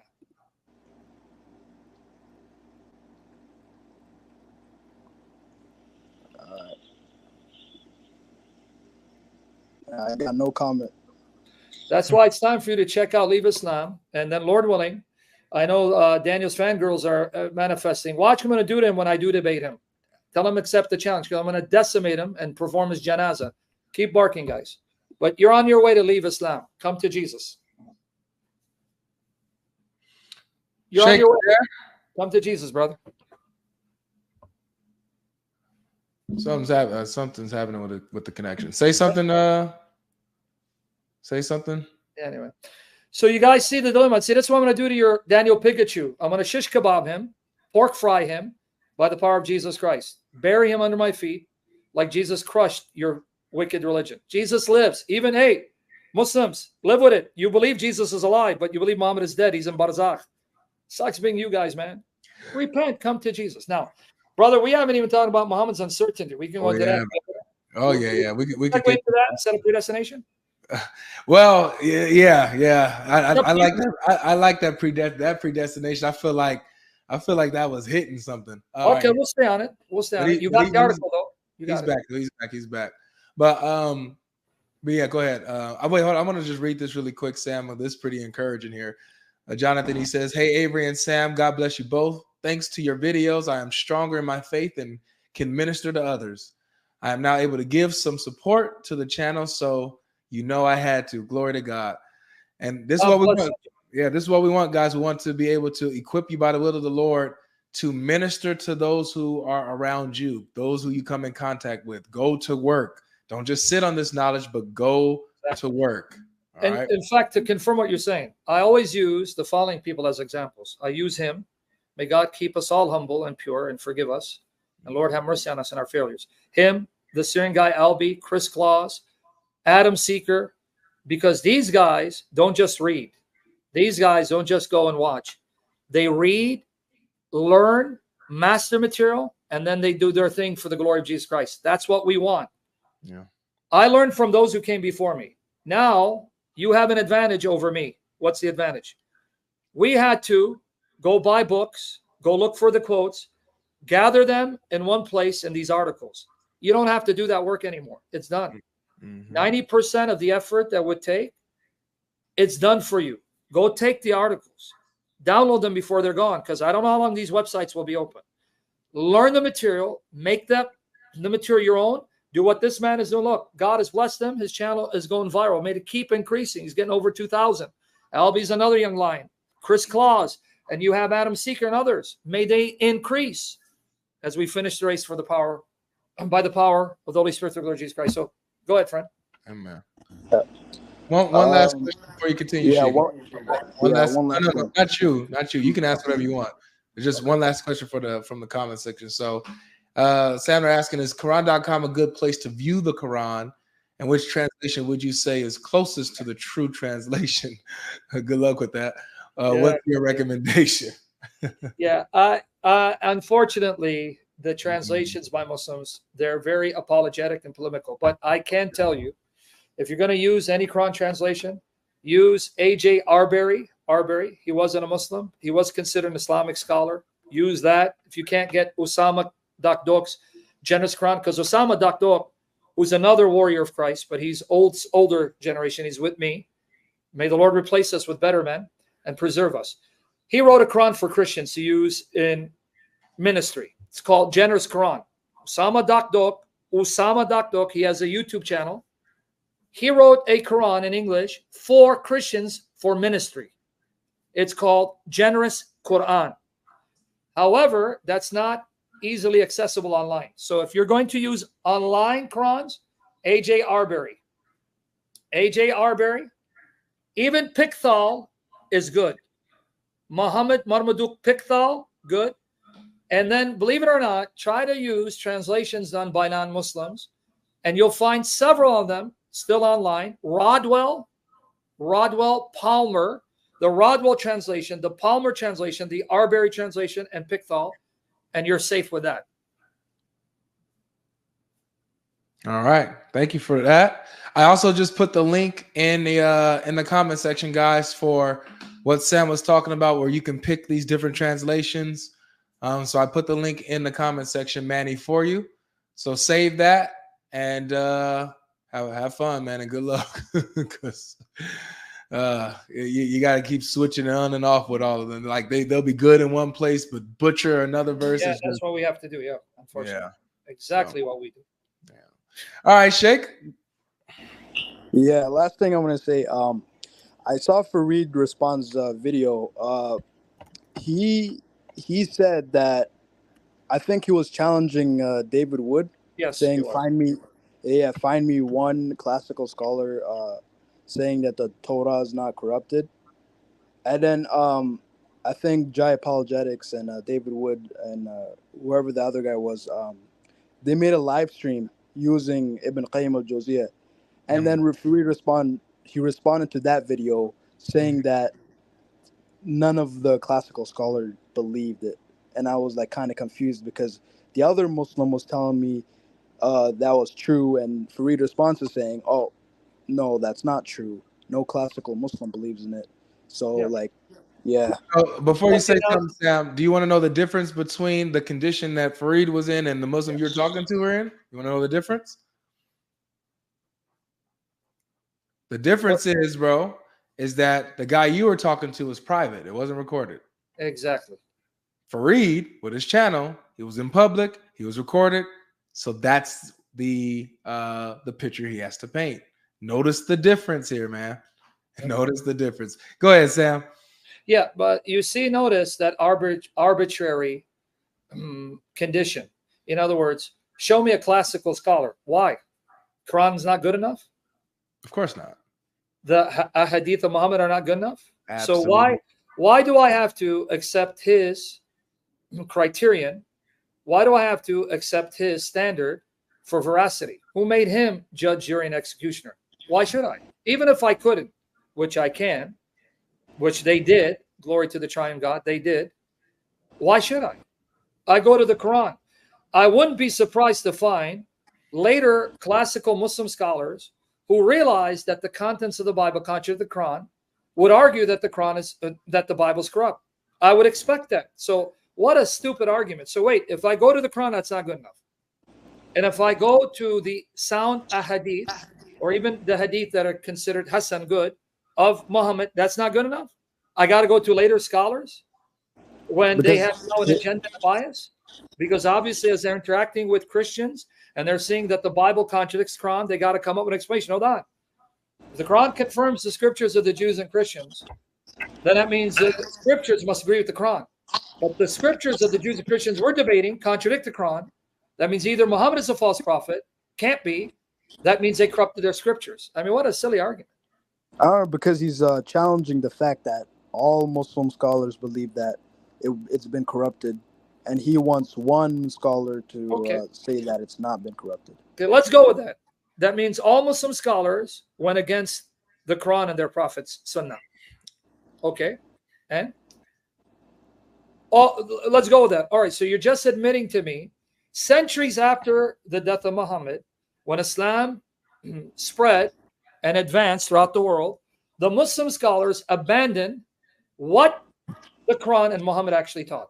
Okay, thank you for admitting that you are all munafiqun, you're all hypocrites. Okay. And by the way, if we follow his logic, if we go with what later scholars say, and we see that a majority believes X, isn't that the argument of the Ash'ari and Maturidi? When it comes to Allah's sifat, his characteristics, they say, no, Allah's hand is not really a hand. Allah's hand is a metaphor. They do ta'wil, it means his power. And then what do the people like Farid, because I assume he's Salaf Asadi, say, no, we go with the understanding of the three generations, the Salaf, the Salaf, they'll say, not Salaf, I'm thinking Salaf. Muhammad and his followers, their disciples, the Tabi'in, and then the Tabi'in. And they did not allegorize these attributes. See what a dumb, stupid argument, because it ends up proving too much. If he's a Salafi, well, that's what Hamza Yusuf says. That's what Imam Zayd Shakir says. It says, see, the ijma, the later scholars, the ulama, the majority said that the hands of Allah, the shin of Allah, these are metaphors. Ash'ari, Maturid. And what do they say? No. It doesn't matter what later classical scholars say, what ijma says. We go with the Salaf, the first rightly guided three generations. See, I mean, inconsistency. And by the way, if you go to the debate with David Wood, and you go to debate where he had with Shabir Ali on jihad, go watch the debate, because I'm going to use Farid's argument against him. Did you know that Shabir Ali admits, he admits in the debate with David Wood, this is where David Wood pulverized him. Glory to Jesus Christ for David Wood. The Lord bless that brother, his family, preserve him, all of us, that we finish the race. Go watch the debate he had on violence in Islam. Shabir Ali admits David Wood's interpretation is the interpretation of the classical Muslim scholars, which Shabir Ali rejects. Now, will Farid admit that David Wood's view of jihad is right? Because Shabir Ali acknowledges, yes, his interpretation is the interpretation of the classical Muslim scholars. Wow. Dishonesty all over the place. All over the place, man. Especially publicly. Especially publicly. Man. You could probably review the video in your free time or something. Yeah, well, GodLogic wants to go through what I do. He'll tell you. I rarely watch responses because to guard my heart, not to become bitter or angry or full of just hate, because I want God in my heart. I don't watch people. He'll tell you. How many times you told me, let's do it? Have I watched those videos? He doesn't. He doesn't even watch my own videos, Sheikh. It's crazy. You know, you're embarrassing me, bro. You're too good. You're making me look like an amateur. Wow. When really, whenever I destroy them, he says a victory for him. That's right, bro. It's GodLogic. So there you go. But yeah, but no, that's actually a good idea. If you want to take a look at that, Sam, and you want to bring it up, we can do it. I'll deal with it. I don't watch it. I'll let you watch it and torture yourself, and I'll comment on it. Wow. Even with Sci Talk, when I send you, I didn't even watch it. Oh yeah, yeah. I didn't even watch it. Okay, yeah, that's good. Do you want to actually go? So I have an idea, Sam. I want to keep this going for a couple of days if you're not busy. Sure. All right, cool. So let's hit today, tomorrow, same kind of subjects. Today we're going to focus on the predestination. Tomorrow we can focus on Muhammad not knowing and other, flow with that. Yeah, let's do predestination. Tomorrow Muhammad is uncertain. Let's say it. Okay. Yeah, all right. If you have anyone who wants to know, the topic was salvation Islam. According to the Quran Sunnah, it's all predestination. So come on. Yeah. Sheikh, keep studying, friend. You're on your way out. It will be a matter of time. You're going to be joining us in glorifying Jesus Christ, that Son of Man that Daniel said every nation and all languages must serve forever, including Arabs and the Arabic language. All right. All right. Take care, Sheikh. You're always welcome, man. Keep on coming through. All right, man. Take it easy. You Take too, care, bro. God. Peace. Pray for this young man. He's on a journey. He's there. He's getting there. Sure is. Okay, so we got people going to talk about Islamic predestination. Oh yeah, for sure. First, let me get to this super chat, man. Done blessed us with a large donation, man. Thank you so much from Daniel. Man, you blown up, bro. Man, glory to God. Glory to God. May the Lord continue to support your ministry fully. May Man. He do that for all of us. Amen. So he says, God bless you, Avery and Sam. I was a believer from afar, happened to find one of Sam's videos, and it has brought me full force to the Lord and Savior Jesus. That's right. Glory to God. But Thank man, I'm you a guys pagan, dude. for the work you do for the Lord. Don't you know I'm a pagan? I worship a goddess queen of heaven, pagan goddess worshiper. What's wrong with you, dude? Man, glory to God, man. Thank you so much, Daniel. May the Lord increase you so that you can not only just bless this ministry, but also bless others that you come in contact with that, you know, are doing the work of the Lord. So be a blessing to other ministries as well. Thank you so much. May the Lord continue to increase you, brother. Thank you. All right, so let's go ahead and bring up somebody. We got Mikhail who says, thank you, GL and Uncle Sam. I'm a Macedonian Orthodox Christian, and I learned so much from you. Whenever possible, can I get some questions clarified? Absolutely. We'll do a Christian Q&A pretty soon. We'll do a Christian probably coming up this weekend. I'll do a Christian Q&A. Sam, if you want, you can join me as well. Anytime, brother. I'm here available to serve you, to help you spread your ministry, because I don't just say it. I love this brother. I love his ministry. There are a few brothers that I really want to see take off. He's one of them. Chris Claus is a good brother as well, and Albie. May God heal us and purify us, because we got demons that we battle, and we got our own issues, but may Jesus have mercy on us. We fixed race. Anytime, brother. You don't need to ask me, bro. Awesome. All right, so we got Asif next. Come on up, my friend. Welcome back, bro. You there, Asif? Can you hear us? Isn't she loved? I'm just saying. I think I'm on the spectrum, bro. I got ADD, bro. That's Yeah, right. you're on the spectrum. It's okay. We're free. Hello? How are you? Hello. Oh, yeah. How are you? Pretty good, man. Welcome back. So, listen, Asif, we've been discussing salvation in Islam and how basically that the way that you get salvation is it's predetermined by Allah. There's nothing you can do. You have no free will in it. You only believe because Allah wills for you to believe. It's not up to you. And the bad deeds that you do is because Allah misguides you. Is that your understanding of it, or do you have something different? Yeah, kind of, but to a certain extent. I believe that the determination is a descriptive, not prescriptive knowledge, and we do have free will. That's why there is evil in the world. If we didn't have free will, that would mean it would give credence to the problem of evil. So that's what I have in my understanding. Okay. So with people that who go to the hellfire, they are predetermined by Allah to go to the hellfire. Yep. These people who do bad deeds, wrong deeds. People who go to paradise, they're determined by Allah to do the good deeds they do, and it's by His predestination that they go to paradise. So the people who are being punished in hellfire are being punished by actions that are not their fault, but Allah is the one who put them there by His will, and He made them do what they did. You think that's just? Is that okay? Yeah, young man, I appreciate your respectful young man. I pray God bless you. So it seems like you can have a good conversation. So what you just said about free will, have you read the Quran? Because what he's asking you is, okay, this is what the Quran says. Do you believe it? You said you believe in free will, but does the Quran support your position? Because I gave him an article, but I just sent him another one. This one is really damaging. This one I sent you. Okay. This one goes with the other article. Why? Because it tells you that there were even Christians at the time of Umar, when Umar said that Allah predestines everything, a Christian said that's unfair, that's unjust. That was the response of the Christian. What do you mean that Allah has predestined everything, even those who go to heaven and hell? He goes, that's unjust. So if you open the article, so what we're asking you is, have you read those verses in the Quran as well as the Hadith, where Muhammad said everything's predestined, even the evil you do, is predestined, even your faith is predestined, even your choice of becoming Muslim is predestined. Do you believe that? Yeah, I believe in the foreknowledge.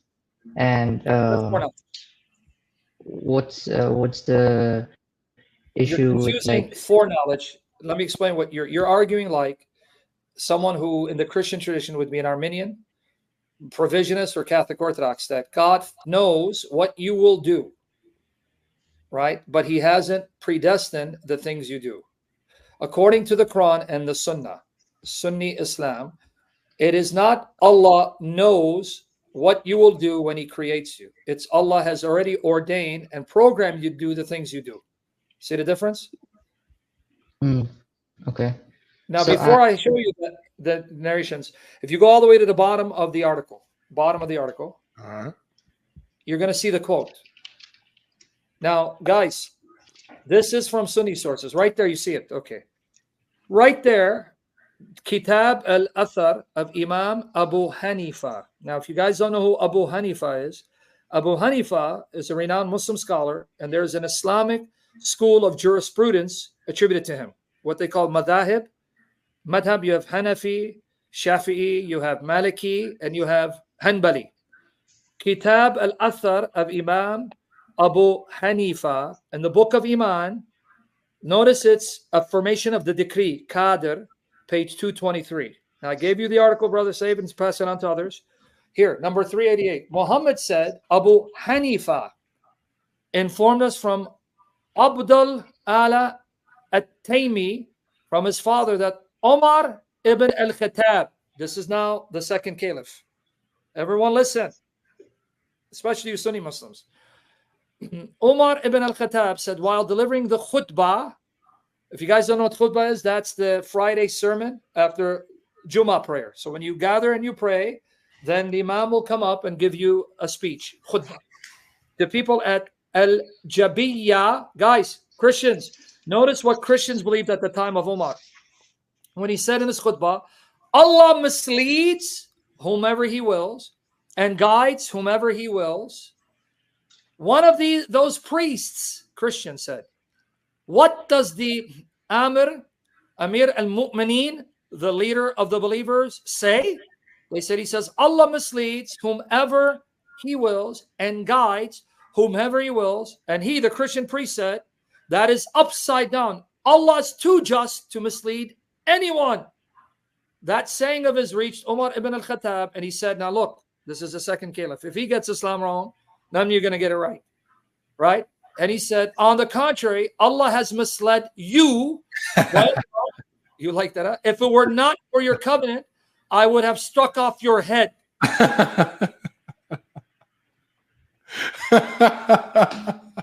You're shocked to read that, brother? I'm not shocked, but I like his answer.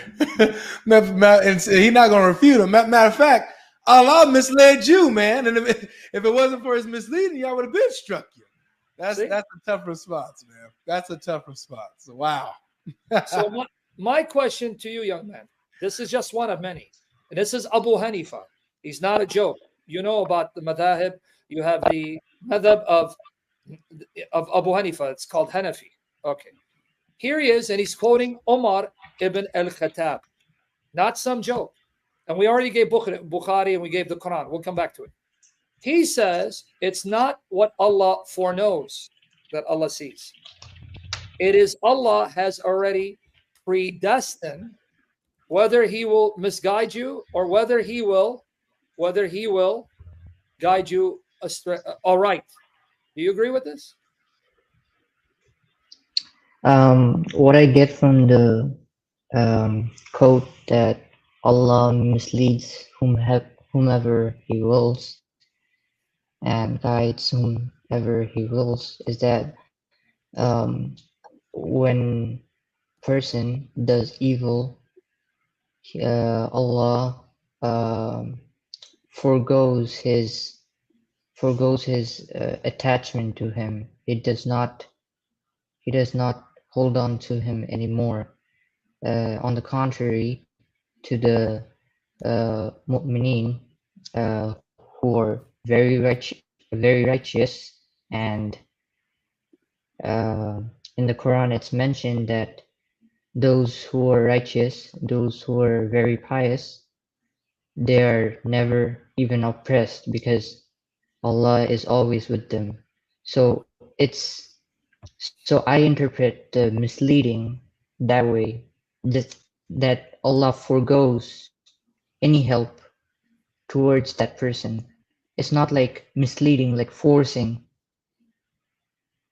Yeah. It's like Well, foregoing that's the not help. what the Quran. I'm sorry, I thought you're finished. No, that's not what the Quran and the Sunnah says. It says the opposite of what you said. So I appreciate you're giving me your interpretation, but I'm going strictly with the Quran and the Sunnah. And since I don't think you're Quran only, right? If you want to go to the Islamic predestination article, you're not Quran only, right? You believe in the Sunnah?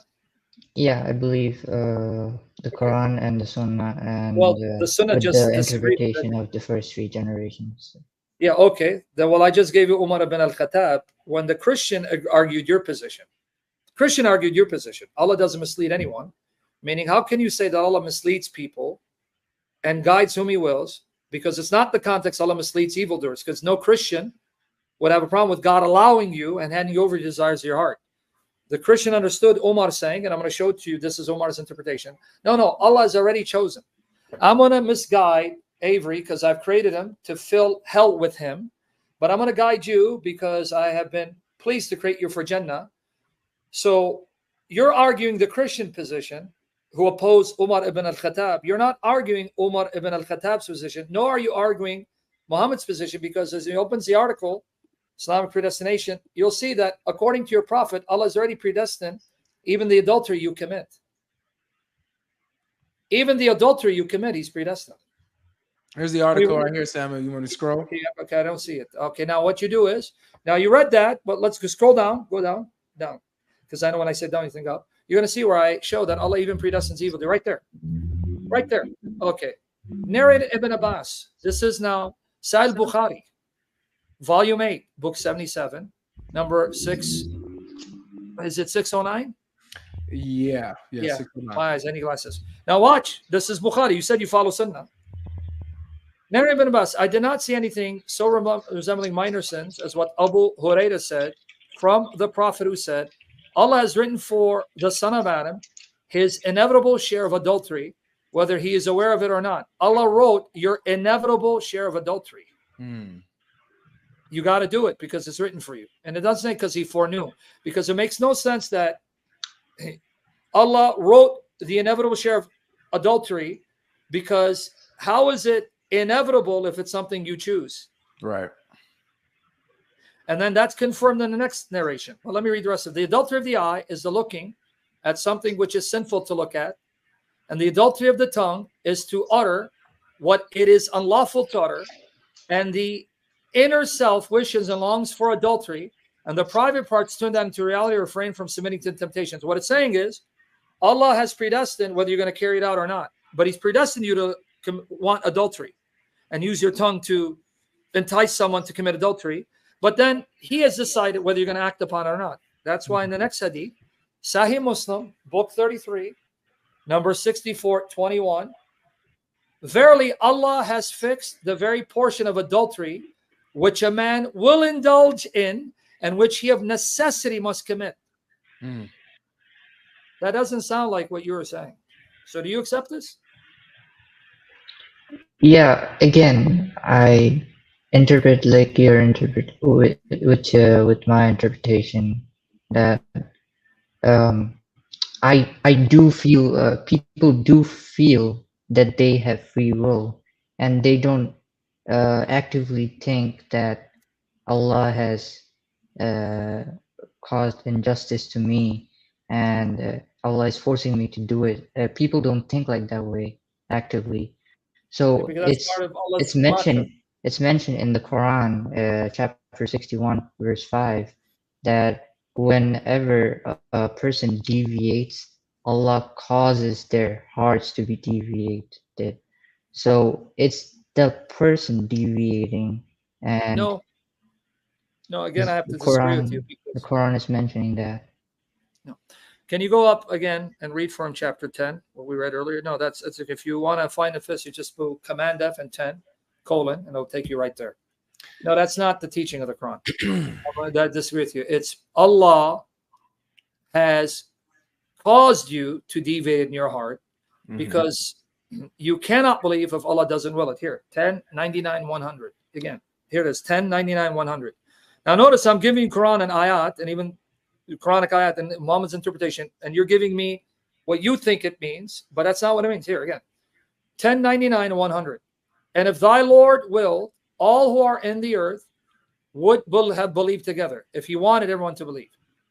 Then it says to Muhammad, would you, Muhammad, right? Would thou compel men until they are believers? So he's telling Muhammad, if Allah wanted everyone to believe, they believe. So why are you trying to compel people?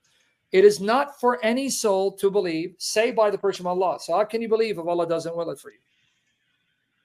Yeah, guidance. I do believe guidance only comes from Allah. That's not the context here. Let's read it again. There are people whom Muhammad is trying to convince to become believers. And the response is, it's not Allah's will, because if he wanted to, they would all be guided. But no one believes unless Allah permits it. And obviously Allah didn't want them to believe. Why are you misreading the verses? They're right there. What have I misread? I just told I agree with you. So you agree with me that Allah hasn't chosen Avery and I to be Muslims? He may choose you if he may choose you in the future. I don't know about that. Okay, so but you agree it's Allah who's already decided. Like for now, yeah, he didn't. Yeah. Okay, but Allah decided even before I existed.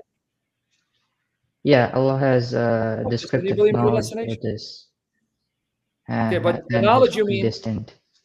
By knowledge you mean he knows because he predestined. He knows because he predestined. That's how he knows. So Allah knows that Avery will, let's say, he remains a Christian till he dies. In Jesus' name, may he remain a follower of Christ. Allah knows Avery will remain a Christian, never become Muslim, because he predestined that Avery will remain a Christian and never become a Muslim. That's how he knows. That's what all these ayat and ahadith are saying, because we're going to have to reread the other hadith. And then I'm going to show you where the Quran says Allah deliberately created people for hell. Allah deliberately created people for hell because he swore he's going to fill hell with people and jinn. So he's created some people for the specific purpose of damning them to hell to fill up hell. Now, before you comment, read the other verse, 76, 29, and 31. Verily, this is an admonition. Whoever wills, let him take a path. See, now, this is what free willers will focus on. See, whoever wills, it's up to you. Choose. Whoever wills, it's up to you. Well, let him take a path to his Lord, but you cannot will unless Allah wills, black and white. You cannot will to follow the straight path if Allah hasn't willed it for you. Verily, Allah is ever all-knowing, all-wise. He will admit to his mercy and will. It's up to him, not up to you or him foreseeing what you believe. So do you agree? Allah decides whether you will choose and desire to become Muslim. Can you repeat that question? Do you agree with what we just read? Allah decides, he decides, and he chooses whether you desire to become a Muslim? Yeah. Okay, so then you believe in predestination. I do believe in predestination because it's six articles of faith. Good, thank you. Say it again. It's the what? It's the 6 articles of faith. The 6th article. Guys, he just came over what I said in the beginning. Remember what I said? There are not 5 articles of faith in Sunni Islam. There are 6. There are 6 articles of faith. Now, let me go through them real quickly, because then go back to that second article where Omar, because I'm going to show you where it says Allah created people for hell specifically. And then I have a part 2 where I show that's not what the God of the Bible did. Here, 6 articles of faith. He admitted. That's why I like this young man. Article number 1 is that you have to believe in Tawheed, that God is absolutely one, Allah, right? Tawheed. Second article of faith, you must believe in angels, or the spiritual realm, which consists of angels and the jinn. Third article of faith, you must believe in prophets and messengers. Fourth article of faith, you must believe in the books that Allah sent with the messengers. Fifth article of faith, you must believe in the last day, but there's a sixth one. Now, you don't hear too many Muslims mention six. You must believe in divine decree, predestination, preordainment, qadir, takdir. So I'm glad you admit that. Now, if he opens up the other article, I want you to see that according to your Quran and the traditions attributed to your prophet, Allah already chose before he created me and Avery, I'm going to create Sam for hell. I'm going to create Avery for Jannah. And when I create them, I will move Sam in such a way to do evil deeds deserving of hell, and then I'll punish him. But then I'm going to work in Avery's life in such a way to make him believe and do good deeds so I can then reward him. Do you need the link again? It's the second one, right, that you sent? Yes. Yeah, Second. I got it. All right, bring it up and watch. Watch it. Now go out to the top. Watch. Guys, this is the Quran. And in this article at the bottom, I linked to part 2 where I show the difference with the God of the Bible. The God of the Bible did not create hell for human beings. It's in Matthew 25:41. But anyway, watch chapter 7, verse 178 to 179. Watch this. Whomsoever Allah guides. Here it is, guys. Whomsoever Allah guides. He is the guided one. Whomsoever he sends astray, they are the losers. Okay, it doesn't say he will guide you if he sees you want to believe. Because we read chapter 10, 99 to 100. Chapter 76, 29 to 31. You cannot choose to believe or desire believe if Allah doesn't choose it for you. So he guides whomever he wants, misleads whomever he wants. They are the losers. And surely we have created many of the jinns and mankind for hell. He's telling you, I have deliberately created many jinn and men so I can damn them in hell. It's not because he foresaw what they would do. And this is why their hearts are the way they are. They have hearts wherewith they understand not. They have eyes wherewith they see not. They have ears wherewith they hear not, because Allah misled them. They're this way because Allah made them this way. They're like cattle, nay, even more astray. They are the heedless ones. How about this one? Chapter 11, verses 118, 119. If thy Lord so willed, he could have made mankind one people. See, he could have made us one, but they will not cease to dispute, except those on whom thy Lord hath bestowed his mercy. See, some he's chosen to show mercy. And for this did he create them. Did you catch that, Avery? He created them to show them mercy, right? Yep. But now watch the other group. And the word of thy Lord shall be fulfilled. Allah has sworn, I will fill hell with jinns and men altogether. Why is Allah already swearing to fill hell with jinns and men when he's about to create? What's going on here? And let me read the final verse for you. Then we have the ahadith. They're there. The article 32:13. If we had so willed, notice, guys, again, it's up to Allah. If we had so willed, if we wanted to, we could certainly have brought every soul to true guidance. Meaning, that's not my desire. But the word from me will come true. Now, notice why, guys. It's right there, black and white. Why doesn't Allah want to guide every soul? Because he swore. But the word for me will come true. I will fill hell with jinns and men altogether. Did you catch it, Avery? Yep. You see why Allah will not give every soul its guidance? Because he's already sworn to himself, I got to fill hell with jinn and men, so I got to create jinn and men for hell. So are you okay with this? Are you asking me? Yeah, I'm asking you now that I read it. Please, it's clear. Yeah. Don't try to do Yeah, it. no problem. I'm not. I'm just asking you, if we go with your argument, what you believe about this subject, what's the problem in it? Like, what's the point you were trying to make? Well, I mean, the point I'm saying is that, number one, that means Allah doesn't truly love and care for every creature. That's number one. That's true. Because if he did, well, I mean, the verses say it. If you want to make my point, I'll make it, then you can respond.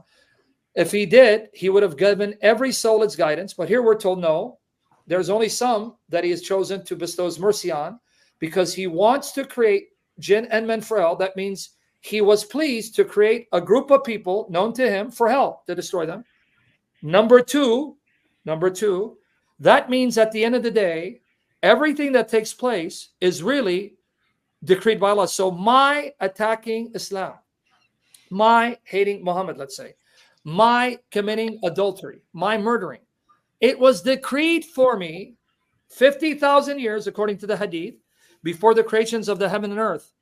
So Allah created me to not believe in Muhammad. Allah created Avery to attack Muhammad. Now, you can say, maybe Allah, because he already determined Avery will be a Muslim, maybe later on Avery will change, because there's a hadith, which we haven't looked at yet, which I'm going to show you. It's in the first article, where it says, a person of hell will keep doing righteous deeds until the decree overtakes him. When the decree overtakes him, he will now start doing the evil deeds so he can go to hell. And then Muhammad says, a person of Jannah, meaning person chosen for paradise, will be doing bad deeds until the decree overtakes him. Then he'll start doing the deeds of Jannah so he can enter Jannah. So I may hate Muhammad now, but Allah may have decreed that before I die, I become Muslim. So I'm going to now believe. So that means at the end of the day, everything that happens is programmed by Allah, and we're simply robotons doing what Allah decreed, and we can't choose otherwise. So then why are you Muslims upset at us for simply fulfilling Allah's decree and attacking Islam? No, I just wanted to know what's your point. Like, okay, you established everything is programmed. You believe that. Now, what's your point? Well, I just gave how you the does point. that how does that make, if we just imagine this religion is tyrannical and this religion is evil, but how does that make it false? Well, it's first of all, it's a moral issue with us, because you believe that Allah has given us a mind to reason, right? Yeah. So Allah has given me a mind to reason that this is evil and cruel, and that shows that Allah is worse than Satan. So that's part of the decree as well, right? Because you gave me my reasoning to reason from Allah's nature that he's evil and wicked, even more wicked than Shaitan. Allah, right? Well, I'm not going to respond to that, but Okay, I'll say Allah. But then Allah's going to punish me for creating my aql, my intellect, in such a way where I'm going to use my aql reasoning to know this Allah is evil, he's wicked, he's worse than Satan. Because if he was all merciful, how dare he create countless number of jinn and humans for the express purpose of misleading them to commit heinous immoral acts such as murder or pedophilia or even adultery, and then damn him to hell for something he programmed them to do. What kind of God is this? And then I'm going to be punished for thinking this way, though Allah endowed me with the reasoning to conclude that he's wicked. No, sir. My point was that moral arguments don't refute a religion. Yes, it does, because who put the aql in me to morally deduce that he's a moral monster? Well, if you believe something to be true, it's true whether you believe it's evil or good. Okay, that's fine. So you're admitting Allah's evil and you believe in an evil God. No, all right. No, I'm not saying that. I just told you at the beginning, if we go with your argument that you are true, your interpretation, we go with your interpretation. Forget my interpretation. Did I quote the ahadith? Did I Quran, Sunnah, and I quoted Muhammad, and I quoted Bukhari, and I quoted Sahih Muslim, and I quoted Umar ibn al-Khattab, Abu Hanifah? That's the interpretation of the Salaf. Their interpretation. So then do you agree, according to their interpretation, that, okay, yeah, this is Allah and he's evil, and so what? We have to deal with an evil God. Big deal. And well, the good news is there's an alternate way for me. When I see the God revealed in Jesus, Allah cannot be that God that Jesus preached. Because according to Jesus in my Bible, which you think is corrupt, and by the way, if Allah predestined everything, then he predestined me to believe in a corrupt book and a corrupt message, and it was Allah's will for this corrupt message to spread like wildfire, being the dominant form of Christianity. Yeah. So, right? But in Matthew 25:41, Matthew 25:41, we're told Jesus says to the wicked on his left, It says, depart from me, you accursed, into the everlasting fire, prepared for the devil and his angels. So when God created the fire, it was for the punishment of the devil and angels. He didn't have human beings in heart to damn them to hell. That's Matthew 25:41. Matthew 25:41. So right there, I look at the God revealed in Jesus and say, glory to God. This God is beautiful. This God is attractive. This God is a God who wants every creature to be saved, unlike the God of Islam. Well, I will be leaving soon, but I just want to tell that I came here for listening to arguments that would objectively refute Islam, but I came here and just listened to moral arguments. That's why Okay, that's I fine. wanted to go to the meat of what you want to. Okay, so do you admit that propagate. before you leave? Okay, we went to the meat. I want you to admit that. You are not troubled by the fact that the Quran, authentic Sunnah, depicts to us, because you're saying it's a moral argument, Allah is a wicked, evil, capricious tyrant who delights in creating people to torture in hell and delights in then programming them to commit evil acts like murder and adultery, infanticide. This is what your sources teach, and you're okay with it.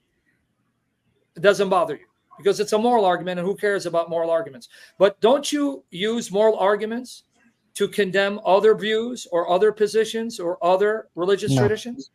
I don't even think about moral arguments, You don't? honestly. All right.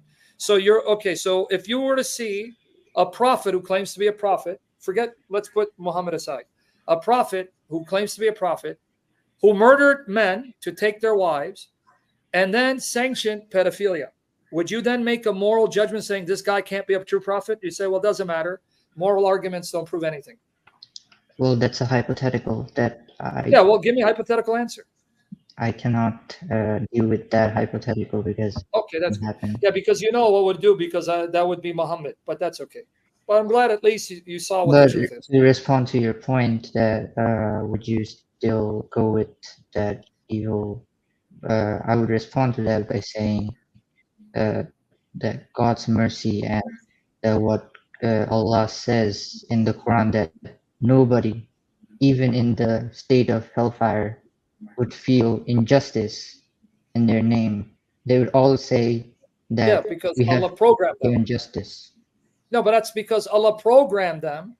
So that's my point, that So all the Allah mercy that's told in the Quran overrides any evil you may perceive to be. So that's the people in hell who were created to be damned to hell, who were created to commit heinous crimes and immoral acts like adultery, will in hell not complain about being in hell because of Allah's mercy. But who do you think programmed their minds to be deceived into thinking Allah was merciful? Allah. So you're arguing in a circle. So Allah deceives me by programming my mind to think, oh, what a merciful God, I deserve hell. Even though if Allah let the cat out of the bag, oh, by the way, I created you for hell.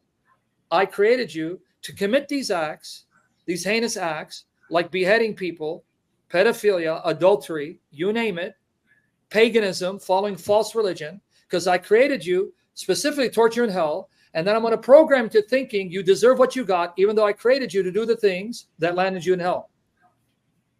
Okay. Yeah. Well, I'm just gonna leave with just saying this sentence. So in Surah Yunus, verse 44, it says, "Indeed, Allah does not wrong the people at all, but it is the people who are wronging themselves." I see. So thank you. Okay, good. So Allah does not wrong the people whom He created to commit adultery, to commit pedophilia, to behead people. They are the ones who wrong themselves, even though Allah predestined them to wrong themselves. Then He programs them to thinking it wasn't Him who wronged them. All right. Okay, we're convinced. Thank you for talking to me. You ready to take a shahada? No, Allah didn't will that for me. Yeah.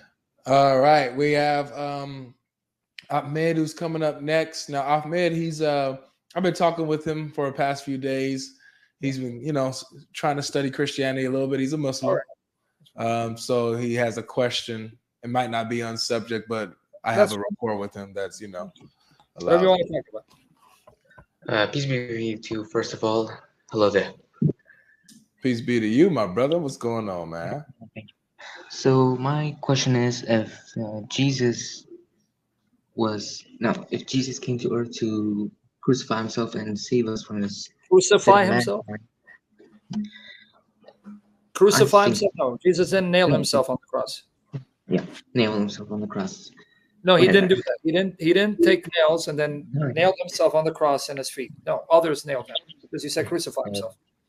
Okay, so when Jesus came to earth to save us from sin, how was what is the Bible? Is it a revelation of Jesus when he was on earth? I don't know what you're asking me. What do you mean, Bible's revelation of Jesus while he's on earth? What do you mean? I'm sorry, let me make it more clear. Jesus came on earth to save us from the sin of mankind. Save our sin, die for our sin. So if that was the main reason he came, did he also come with the Bible? Like, is it his revelation? You mean the Bible? Which part of the Bible? Old Testament, New Testament, all of it? The New Testament. Well, the New Testament is the revelation of what Christ did on earth, his death, resurrection, ascension, and then what the apostles did by the Spirit that came upon them and what they taught the churches. So that was Jesus inspiring them by the Spirit to write down the books of the New Testament. So Jesus sent the Spirit to them. The Spirit moved them to write down the books of the New Testament. Oh, thank you. I get it. Thank you for your answer. Also, a few days ago, I asked GodLogic the same question, and I'm asking you now, but I'll ask it again. Before I talked to him, I talked to other Christians who were less knowledgeable and didn't give me any good answers. When I asked them what happened to the prophet before the before the arrival Which prophet? of Jesus, all of them. Oh, yeah. Moses,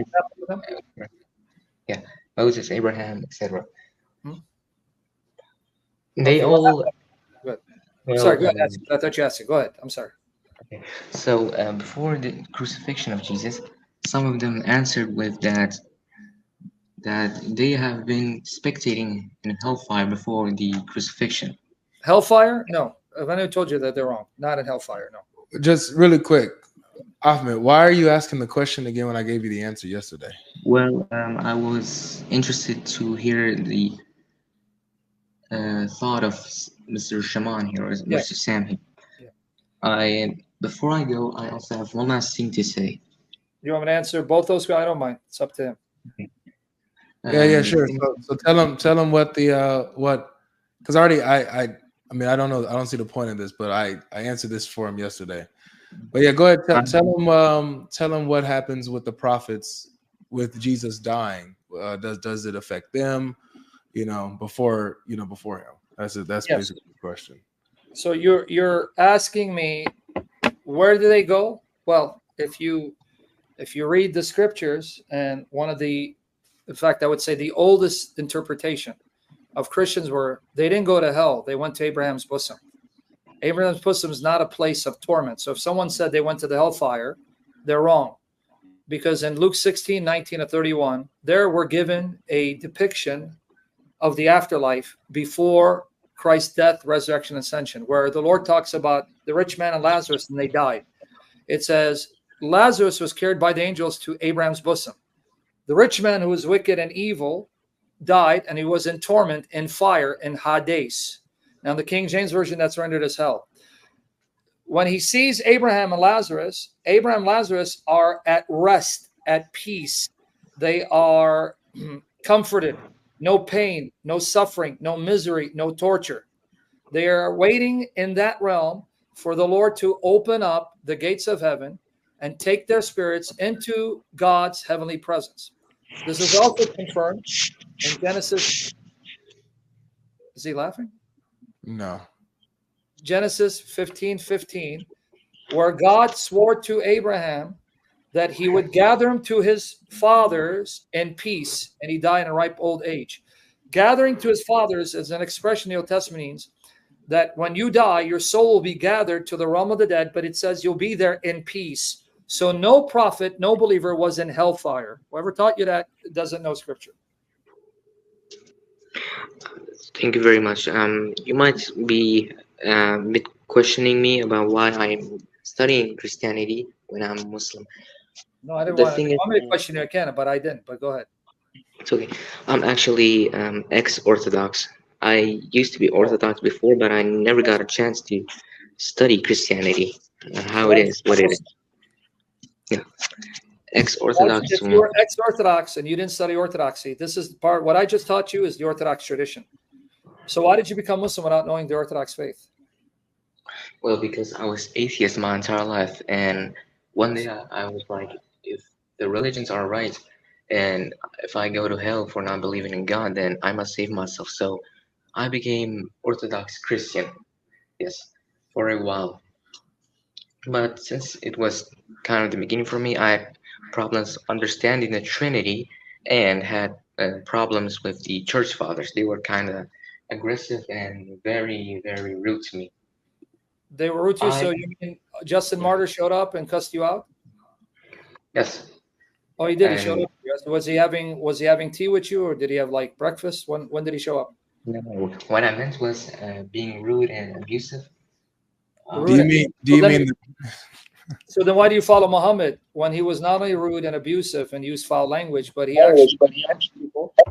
He had I never heard of married women captive and had them molested. So how did you follow him? Well, I actually wanted to study every single religion so I can find what is the truth. And I got Islam in my eyes. It's been a year since I'm a Sunni Muslim, so I don't know. Okay, but hold on. Don't go anywhere. I want to do, because you said the church fathers are kind of rude. So when Muhammad tells people, go bite off their father's penises, is that very nice? I've never heard of it. Because you don't know Islam. You jumped into a religion that you're ignorant of. You left the Jesus you don't know. From Muhammad, you don't know. So when Muhammad says to people, go tell them, bite their father's penises off, and don't use a metaphor, euphemism, I think that's very nice. So if that's your definition nice, I just want to say, hey, Ahmed, I'm going to tell you what the Prophet did. Go bite your father's penis. You want me to show you the article? Okay. How about if I tell you, hey, go suck. Well, take it easy. If I say, go suck the clitoris of your goddess. Now, let's say you worship Artemis, the goddess. I say, you know what? Go suck the clitoris of Artemis, you pagan. Would that be nice? No. That's Abu Bakr, Muhammad's supposed best friend, who became the first caliph. I'm going to give you documentation. This is all from Muslim sources. Now, how do you think it'd be rude if you came and took me captive and took my wife and had sex with her while I'm still alive? Would that be rude? Yes, it would be. That's what Muhammad did. Chapter 4, verse 24. It says that forbidden for you are married women except those that your right hands possess. And according to Muhammad, they took a group of married women captive and their husbands were still alive. And Allah said, it's okay. Just make sure you're not pregnant and go and have sex with them and sell them off. And you still became Muslim, huh? And you had a problem with the church? Can you show me Justin mounting a married woman when we took captive and then sell her off? Can you show me Ignatius? Can you show me Polycarp? Can you show me even Tertullian doing that? I think you didn't understand my story a bit too much. Okay, what I just want to make sure, because you said you left Orthodox because they're rude, but you're a Muslim for a year and you didn't see how rude Islam is? Okay, but go ahead. Listen. Okay. I left Orthodox because I didn't want the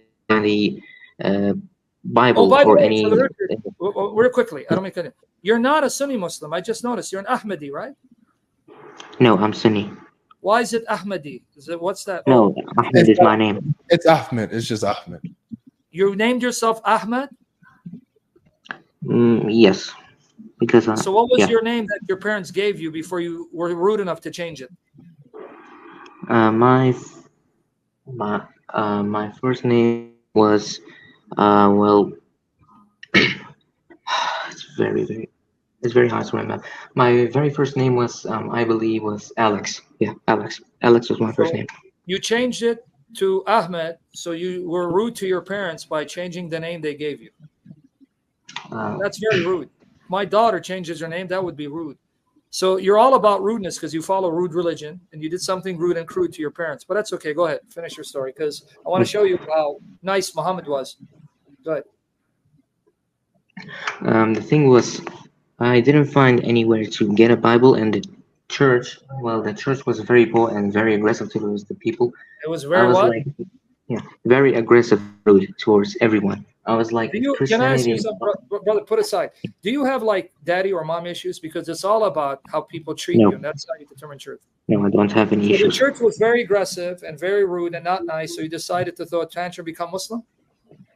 I was a hypocrite back then. I thought the first interaction was how the religion really is. But after 1 year, I decided I was an idiot back then. I didn't have a chance to study the religion, so I think it's time to know what the religion is about. What is it? Who created it? And what is it? I even never got a chance to study the Quran or Hadith because I still don't know anything at all. So where are you at now in your journey? Do you still think Muhammad is nice and he's not rude like Simka, who's very rude to the Shia who fathered him? So where are you at now in your journey? Are you ready to see why Muhammad is not worth your time and that by changing your name to Ahmed, you want to be identified with him? Well, first of all, I have to study both religions so I can know what is wrong and what is false. I never heard any hadith about this. I might read it and check it out and do some research on it. Source, but let me catch you on that. So you want to study both religions? Well, I'm trying to go with you. Both religions stay false. But then why did you then jump the gun and become Muslim without thoroughly studying both religions first? Well, back then I was like a kid. I was 13 years old when I decided to become a Christian. And I think, yeah, it was before I hit puberty. I didn't realize it that I was a hypocrite. Before you hit puberty? Yeah, I was a hypocrite. Yeah. Go ahead, I'm sorry. I don't mean to cut you off because I want to ask another question. So you didn't hit puberty till you're after what? What age? 14 around. Yeah. Okay, so I want to ask you a question. What do you think if I, at 51, went and got engaged with a 6-year-old, and then when I'm 54, I sleep with her? Would that be okay? You mean Aisha? Would that be okay? Well, I did some research on the age of Aisha. Some say she was 6 to 9. I know the hadith. Where's the proof? Prove it. Give me the sources. All the authentic sources, Al-Bukhari, Sahih Muslim, all the ulama, the scholars of Islam, Tabari, Ibn Kathir, they all say she was 9 without doubt. Yeah, Sahih Bukhari 5134. Ibn Kathir says there is no debate. Now, Ibn Kathir is writing. He's writing around 1400 AD, over 700 years after the death of Muhammad. And he even says there is no dispute among any of the ulama. She was 9. It's a modern reaction to try to explain her age away. But even if I put that aside, chapter 65, verse 4 of your Quran says that you can marry pre-pubescent minors who haven't even had their periods. Marry them, have sex with them, and divorce them. That's chapter 65, verse 4. So if you want to run away from Aisha, run right back to the Quran. Well, the thing is, I didn't find any hadith or source that Aisha had intercourse with Prophet Muhammad. So I don't know. Bet? I have it right here. I have it all in front. What are you talking about, dude? It says that Muhammad took her into his home when she was 9, playing with dolls, and he consummated the marriage. What do you mean you didn't find an hadith? What I mean is having intercourse. That's what I meant. That's what consummate in Arabic means, that he took me to his bed to have intercourse with me. So you're saying he took her at 9 and consummates he was playing patty cake with her. Patty cake, baker's spam. What are you talking about? It's all over the Muslim sources. That's what consummate means. The Arabic means that's when he had intercourse. That's how you consummate a marriage. So what do you mean you didn't find it? Were you I have it right here on the screen, guys. It's right here on the screen. It said this is Sunan Abu Dawud 21:21. The messenger narrated Aisha, the messenger of Allah married me when I was 7 years old. Suleiman said, or 6. He had intercourse with me when I was 9 years old. So your research was pretty bad if you didn't find it. Now let me get you where mom says go. Never really researched it. Like I said, I never really studied it, so these are all new. Okay, so time for you to leave, brother. Sooner than better. But let me get you where Muhammad says, go bite your father's penis off. Okay. Now, why are you laughing, dude? He said it. Guys, I want to give you the article. So my boy's laughing. I'm just quoting what the Messenger of Allah said. Here it is. You can open it up right here, and then you can show what the narration is. Here's in private chat. You got Nathan manifesting. He's like, Logic, you better bring me up. I've been here now, or you know what? I'm going to get the Muslims after you. So you see that? Guys, here's a link. Yeah, I see it. Okay, he's going to open it up, and he's going to show you what the grading of the hadith is. Sure, I'll check it out after Mike. Thank you for taking your time. By the way, reach out to me if you want to talk about Christianity. Come back when he does, because I want to answer your questions why you should stay. You should have stayed Orthodox, not become Muslim. Now, if you scroll down, you can go to sunnah.com. It's going to show what it says. What is it, Sahih, right? Click on it. Where it's sunnah.com. You went too far down, mister. You went too far. Right there. See okay. Right there. Now read it for us and tell us what the grading is, so they don't think we made it up. I saw with Ubay a man who was attributing himself in lineage with an attribution of Jahiliyyah. So Ubay told him to bite his father's male organ, and he did not speak. Bite it. What? Bite his father's male organ. Damn. Yeah, damn. Bite your daddy's pecker. Keep reading. So his companions looked at him and said, "It appears that you disprove." He didn't speak figuratively. He said it literally. Go bite your father's dingy. Keep going. Yeah, he was explicit. It appears that you disapprove of it. Then he said, "I'll never show apprehension to anyone with regards to this. Verily, I heard the Prophet, may Allah bless him and grant him peace, say, whoever attributes himself in lineage with an attribution of Jahiliyyah, tell him to bite his father's male organ and do not speak figuratively." Wait, who said that? Prophet Muhammad. So Muhammad said to the people who were boasting in their ethnicity, look, I'm Greek. Well, go bite your father's dingaling. You know what? Don't use figure of speech means, right? Use graphic. Yes, I know it. So I should take this as a compliment because Muhammad said it. So that's not rude. So that means when I say, hey, young man, go bite your father's dingaling off, you should be happy because I'm blessing you because Muhammad spoke that way. Come on, man. Who are you kidding? Who are you kidding? All right. So time for you to exit Islam, especially with all the immoral teachings. All the immoral teachings. Now, by the way, in my same article, I show you where Abu Bakr says, bite the clitoris, bite the... sorry, man, I don't know. Are you going to get flagged for all this? Bite the penis. Yeah, I need to relax with it. All right, because that's what it says. Okay, so anyway, if you come back when you want to know why Christianity is true, and stop wasting your time with Islam. Islam is not a religion for anyone unless someone is born into it, doesn't want to leave it, or is demonized, and is okay with Muhammad and his immorality. So, but I don't think, you said you're an atheist, so that means you think logically. So a logical person cannot stay Muslim. Now, you may not become a Christian, but definitely you're not going to stay Muslim, especially if you compare Jesus and Muhammad. So my challenge to you, can I give you a challenge? I'll be happy to hear it. I want to give you a challenge. Sure, give it. Get you a Bible, read Matthew, Mark, Luke, and John. Just those four. Matthew, Mark, Luke, and John. The four Gospels. Read them. Don't rush through them. Read them slowly. Focus on Jesus' teaching. And when you hear Jesus' words, I want you to compare it to Muhammad.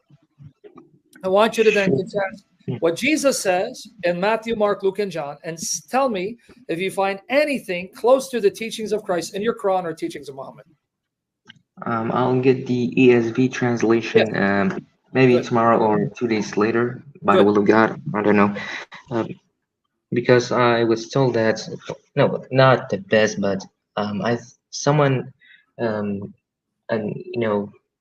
advised me to use that. I don't know why, but they said he uses the same one, so I'll get the ASV version. Use it. Is it good? That's a good. Yeah. The Just English read Standard. Matthew, Mark, Luke, and John. Just read the Gospels. That's about life of Jesus. Read and then ask yourself the words of Jesus. Is there anything even close enough in the Quran and teachings of Muhammad that can compare to what Jesus? Just ask yourself, and you're going to leave Islam within a month. You'll see. Less than Fully that, by aware. the grace. Okay, bless you. Take care, buddy. It's GodLogic. What you want to do, player? You want to continue? I'm here, but it's up to you, Blair. You want to do part 2 tomorrow? Muhammad's uncertain. It's up to you. You have more? That'll be part 2. We got another customer. Okay, go ahead.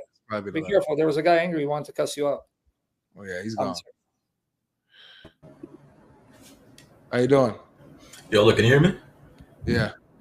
Yeah, I just want to start off by saying, like, man, why you keep talking about the age of Aisha? Can you tell me? He's going to start cussing out right now. No, I'm not cursing. Look, I'm Muslim. I don't curse. I promise you. Okay, I'm not Sam Shamoun. Go ahead. Okay, so what about Aisha? Why you keep talking about her? Like, why are you obsessed with, like, her age? Because I'm obsessed with a 54-year-old mounting a 9-year-old. Turns me on because Allah predestined me. I mean, Jesus said that's okay. Allah just predestined me to be obsessed with Muhammad, mounting a 9-year-old. No problem. I will go back to the topic so of the why don't you get to the point and stop speaking too fast like you're nervous, unless Allah predestined that for you. Yeah, he actually did. But let me just ask you something. Yeah. Jesus said in Matthew 23, can you read it for us, please? You're a cram, bro. Come on. No, listen. Allah decreed that I would embarrass you. So don't be upset at Allah's decree. No problem. Yeah, no problem. We'll see. What about Matthew 23? Can you read it for us, please? Wait, are you? I think you're stupid. I think you meant Ezekiel 23, right? No, Matthew. I mean, what verse? Guys. Matthew 23. Hey, bro. What can I call you, man? Because you don't. Muhammad. Yeah. All right. Well, do you know what the topic is that we're talking about? Yeah, but like I would just want to go like on the age of Aisha first. What's the topic that we're? Oh, you want to talk about the age of Aisha? No. First, I know the topic correctly. You're saying about the predestination, like Allah Subhanahu wa Taala, like the qadr, which is predestination. Okay. So you agree with that? Yeah, no problem. I'll explain it to you simply. Okay. You are talking about the age of Aisha. Wait a second. What about Jesus and your prophet mounting a 9-year-old? What about Jesus? Okay, wait a second. Jesus in Matthew 23 said you have to follow the Pharisees and the teachers of the law because they said. No, you're lying. You're lying. Okay, open Matthew 23. Finish it. Matthew 23. Okay. Yeah, I will finish it. Let me finish that. Let me talk first. Take it easy. Stop marking the Quran. Take it easy. You read it all the way, Matthew 23 to 34. The same Jesus says, what they tell you from Moses, you do. But then he says, I will send you. You want me to finish or you want to bark Quran? I will send you prophets. So I'm going to use Jesus to bury you and your Quran because your Quran does come from the Talmud, which is. I mean, have some respect. Okay, well, your prophet had no respect. He said, bite your father's right. Okay, I'll explain it too. It's great for me to disrespect you. Zip it. Okay. Now open up Matthew 23 for him. Open Matthew 23, please. Yeah, Take it easy. Let me speak. Yeah. Open up Matthew 23. That's what Jesus teach you? Okay, no problem. Go ahead. No, that's what I'm following you, son of your prophet. Take it easy. Yeah. We'll see. Be careful, because if I was, then I'd have to behead you and take your wife. Take it easy. Yeah, that's what Jesus said too. Yeah, Matthew 23. Watch how I'm going to bury this pagan for lying about Jesus. Let's see. Yeah. Keep reading. No. Read the beginning. Read the beginning. Yeah. Don't worry. We're going to be beginnings of your janazah for your prophet. Take it easy. Don't manifest. Lick the black stone a little bit. Calm down. Read it for us. He thinks I don't know this. Keep on disrespecting. Okay, no problem. Go ahead. Your prophet is a disrespect to humanity. Shut up. No. First, I'm talking to you respectfully. So you have to have some respect. Read. Ish. Yes. Ish. Down, girl. Read, bro. Don't talk to me like that. I'm not your slave. Shut up, dude. Come on. So can we read the verse, Muhammad, please? Can you read the first logic, please? So it says, then Jesus said to the crowds and to his disciples, the scribes and the Pharisees sit on Moses' seat. So do and observe whatever they tell you, but not the works they do. For they preach, but do not practice. Keep reading. They tie up heavy burdens. They tie up heavy burdens, hard to bear, and lay them on people's shoulders, but they themselves are not willing to move them with their finger. They do all their deeds to be seen by others, for they make their phylacteries broad and their fringes long, and they love the place of honor at feasts and the best seats in the synagogues and greetings in the marketplaces and being called rabbi by others. But you are not to be called a rabbi, for you have one teacher, You are all brothers. And Oh. call no man your father on earth, Oh. for you have one Father who is in heaven. Oh. Neither be called instructors, for you have one instructor, the Christ. The greatest among you shall be your servant.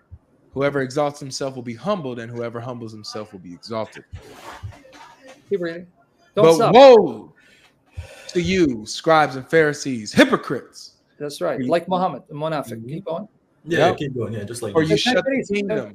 yeah, or you you take shut it easy. Look, I'm respecting you. Do not No, disrespect. keep reading. No, Yeah, we don't want to keep hear reading. you. Go ahead. Fellas, come on. Take it easy. Yo, Logic, let me just tell you something. I'm respecting this man, right? No, you're Man has not. to respect. No, you're not. No. I'm Don't talking to you respectfully. don't gaslight I'm not like playing. I'm not playing. I'm not playing games with you, okay? All right, so I'm let's having a don't conversation with you. let's be Have cool some then. respect. Let's do it. Let's do it. Go ahead. Okay, keep reading. All right. For you shut the kingdom of heaven in people's faces, for you neither enter yourselves. Now, Logic, before you finish, I'm just talking about him because he thought he read Matthew, understood it. So if they shut the kingdom in people's faces, he wants us to believe that Jesus is saying, now follow them into hell. Follow what they say about Moses. Do not follow what they do because they No, are follow. hypocrites. No, he didn't say what they say. He goes, when they sin to Moses, see, do what they say, because that means when they quote Moses. Yes. Keep reading. Okay, keep reading. Go ahead. Yeah, keep reading. I know where you want to go. Numbers, because I'm going to use numbers to do your No, I'm not going to numbers. I'm not going to numbers. I promise you. We'll do a I'm not going to numbers, but go ahead. Yeah. All right. Woe to you, scribes and Pharisees, hypocrites, for you travel across the sea and land to make a single proselyte. And when he becomes a proselyte, you make him twice as much a child of hell as yourselves. Woe to you, blind guides, who say, if anyone swears by the temple, it is nothing. But if anyone swears by the gold of the temple, he is bound by his oath. You blind fools, for which is greater? Dang, Jesus, the gold or the temple that has made the gold sacred? And you say, if anyone swears by the altar, it is nothing. But if anyone swears by the gift that is on the altar, he is bound by his oath. You blind men, dang, Jesus, for which is greater, the gift or the altar that makes the gift sacred? So whoever swears by the altar swears by it and by everything on it. And whoever swears by the temple swears by it and by him who dwells in it. And whoever swears by heaven swears by the throne of God and by him who sits upon it. Woe to you, scribes and Pharisees, hypocrites! For you tithe, mint, and dill, cumin, and have neglected the weightier matters of the law, justice and mercy and faithfulness. These you ought to have done without neglecting the others. You blind guides, straining out a gnat and swallowing a camel. Dang, Jesus. Woe to you, scribes and Pharisees, hypocrites! For you clean the outside of the cup and the plate, but inside they are full of greed and self-indulgence. You blind Pharisee, first clean the inside of the cup and the plate, that the outside also may be clean. Woe to you, scribes and Pharisees, hypocrites! For you are like whitewashed tombs, which outwardly appear beautiful, but within are full of dead people's bones and uncleanliness. So you also outwardly appear righteous to others, but within you are full of hypocrisy and lawlessness. Woe to you, scribes and Pharisees, hypocrites! For you build the tombs of the prophets and decorate the monuments of the righteous, saying, if we had lived in the days of our fathers, we would not have taken part with them in shedding the blood of the prophets. Thus you witness against yourselves that you are sons of those who murdered the prophets. Fill up then the measure of your fathers, you serpents, you brood of vipers. How are you to escape being sentenced to hell? Therefore I send you prophets and wise men and scribes, some of whom... Hey, dude, can you mute your mic with the noise in the background? Yeah, you paying attention, Muhammad? Yeah, I'm with you. Go ahead. My bad. Stop playing. But so therefore I send you prophets and wise men and scribes, some of whom you will kill and crucify, Wait, Jesus does what? He sends prophets? Jesus sends the prophets and the scribes and the wise men. So prophets. Okay. Richard, come back to that. But go Something ahead. only God does, I think. Some of whom you will kill, crucify, and some you will flog in your synagogues and persecute from town to town, so that on you may come all the righteous blood shed on earth, from the blood of righteous Abel to the blood of Zechariah, the son of Berechiah, whom you murdered between the sanctuary and the altar. Truly, I say to you, all these things will come upon this generation. Keep going. Is it good 39, there? 39. Let him finish it. Then you can bring up Moses so we can have a field day. All right. Oh, Jerusalem, Jerusalem, the city that kills the prophets and stones those who are sent to it. How often would I have gathered your children together as a hen gathers her brood under her wings, and you were not willing. See, your house is left to you desolate. For I tell you, you will not see me again until you say, blessed is he who comes in the name of the Lord. Yeah. So bring up your objection from Genesis or whatever it is so I can have a field day at your expense. Go ahead. Which I'm not going to do. Okay, because you said Moses. Bring up your point. Go ahead. I'm waiting. I did not say Moses. Okay, I just read the verse to you. Okay, now I sent a link. I want you to open it, please. If you mind. What's that got to do with the context where Jesus condemns Pharisees like he condemned Muhammad? First, he's talking about. What's your argument? Get your argument okay, so I can do first, the okay. Oh my God, bro. Okay, get to your argument. Listen, then listen. Stop interrupting me. Listen. Okay, get to your argument. Okay, Jesus said, "Follow the teachers of the law because they sit in Moses." No, seat. that's not what he said. Okay. You just read it in front of you. Let's assume he didn't say. Okay, can you please open the link? Open the Mishnah. No, because the Mishnah is written when? Before Jesus. Give me the actual scholar data that says the Mishnah is before Jesus. Oh, wait, okay. Bro. You're lying. Mishnah is not before. First, I'm not a bastard like you, okay? No, you are a son of Muta. Why? Muta is good. No, it's not good. I'm not Shia, buddy. I'm not Shia. No, that's okay. You do Misyar, which is worse. Okay. I do not do Misyar, and Misyar is not even worse. When was don't jump. Don't jump. Let me speak. When was the Mishnah written, you son of Satan? Let me speak. When was the Mishnah written? I don't care when. I don't know when no, we do. See, then why'd you lie? You said before Christ. It's after Christ, you son of Muta. That's number one. First, number two, son of Muta. Okay. Number two, where did Jesus say, follow the Mishnah when he says, when they sin on the law of Moses, do what they say, meaning when they read the law of Moses, and then the very chapter condemned them to hell for being like your prophet. First, I'm not talking about this. I'm not talking about this. First, listen to me, okay? Listen, let me say something. We're listening. First.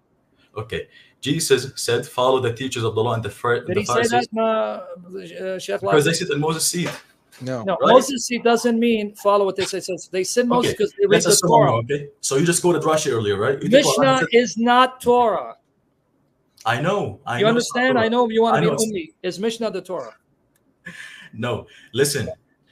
So, get to the point before we send you to Mecca to get Muhammad, how if Jesus is telling them because they're sitting on Moses' seat, so do and observe what they tell you from Moses' seat, meaning the Torah, what does the Mishnah have to do with this? Exactly. Okay, I sent you something. Can you please open it? Yeah, he wants to open something. He thinks he's going to justify Muhammad.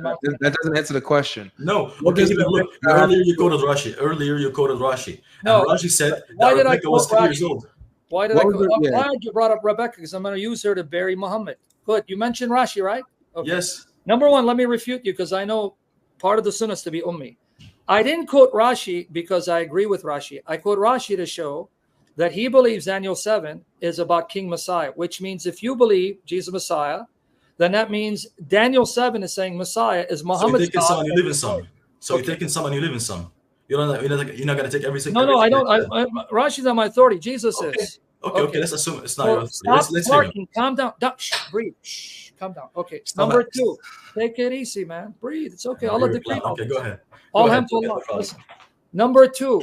The Mishnah, you lied. You said it's before Christ, after Christ. I didn't lie. The very chapter you quoted, Jesus said, these Pharisees and teach law are like Muhammad. They are sons of the devil. They are hypocrites. And Jesus said he's going to send us prophets that we're going to follow him, not them. So thank you for quoting a verse that says that we don't follow Muhammad because he's not a prophet sent by Jesus. So what's your point now? Get to your point.